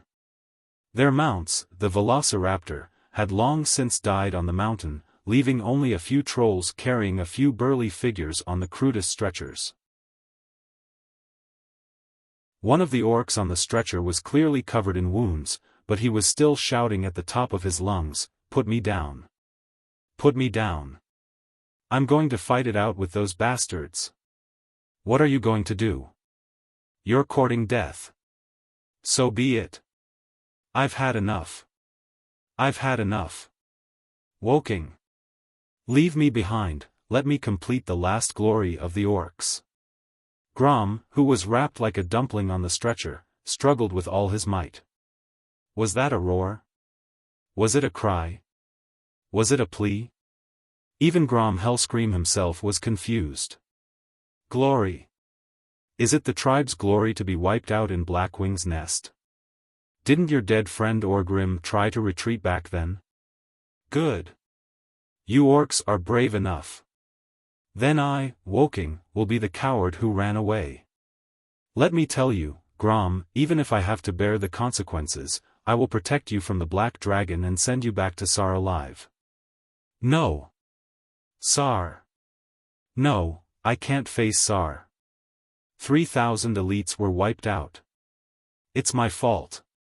It's all my fault. Grom's tears flowed down his face. It was no longer possible to tell which part of his face was blood, which was tears, and which was sweat. Shut up. Grom. We agreed to punish the traitors. Even if we are guilty, Sar and I are also guilty. The key now is to leave here alive and think of a way to take revenge. Woking held a spear at the back of the team. His injuries were not light either. His left arm was torn off from his elbow. If it was any other race, this would be a lifelong disability. Woking was a troll. In theory, as long as his head and heart were not injured, and with enough nutrition and time, he could infinitely recover. Thus, after a bloody battle, everyone's injuries were about the same, but Woking's condition was the best. Revenge? How? There's a magic array here. All teleportation and magic messages have been disrupted, but I sent out a distress flare as agreed. Now, we can only hope that the Alliance will keep their promise and send a rescue team to save us. At this point, Woking's mouth was full of bitterness. The tribe that was once incomparably powerful now had to ask for help from their former enemy. This could not be more ironic. Suddenly, a terrifying roar came from behind them. Roar, it was the roar of an ancient beast. Grom was in despair. Damn it. That thing actually chased us out. It's over. Unless the Alliance gathers all the strong ones, there's no way they can compete with it. Not only Grom, but even Woking was in despair. He looked back and finally stopped. Yes, it's too late. Even if the Alliance bandits saw our flare, when the distress signal is sent out, they can organize a rescue team to come over. They can probably pick up our bones. A giant red beast rushed out from the Black Rock Mountain toward the gate of the burning steps. It spread its huge red wings and soared into the sky. With just a few flaps, the shadow of its wings had already covered the tribal chiefs. It was an incredibly powerful primordial red dragon. His eyes were bloodshot as he stared at Woking and his men. Strange things also happened at this time. It was clearly the most terrifying pursuer and one of the main culprits of the destruction of the 3,000 elite orcs, but its words were filled with the darkest despair. Oh! No! Go away! Leave me! I can't control myself anymore. I don't want to kill you, because your deaths will make my sins worse.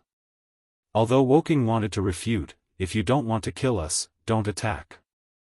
But Woking knew that the actions of the red dragon had nothing to do with its will. It was also a tragic existence. Its name was the Fallen Valistaz. You're tuning into the Xiaofan's Wuxia Tales YouTube channel. Don't forget to subscribe and join us on this journey to catch the most captivating stories.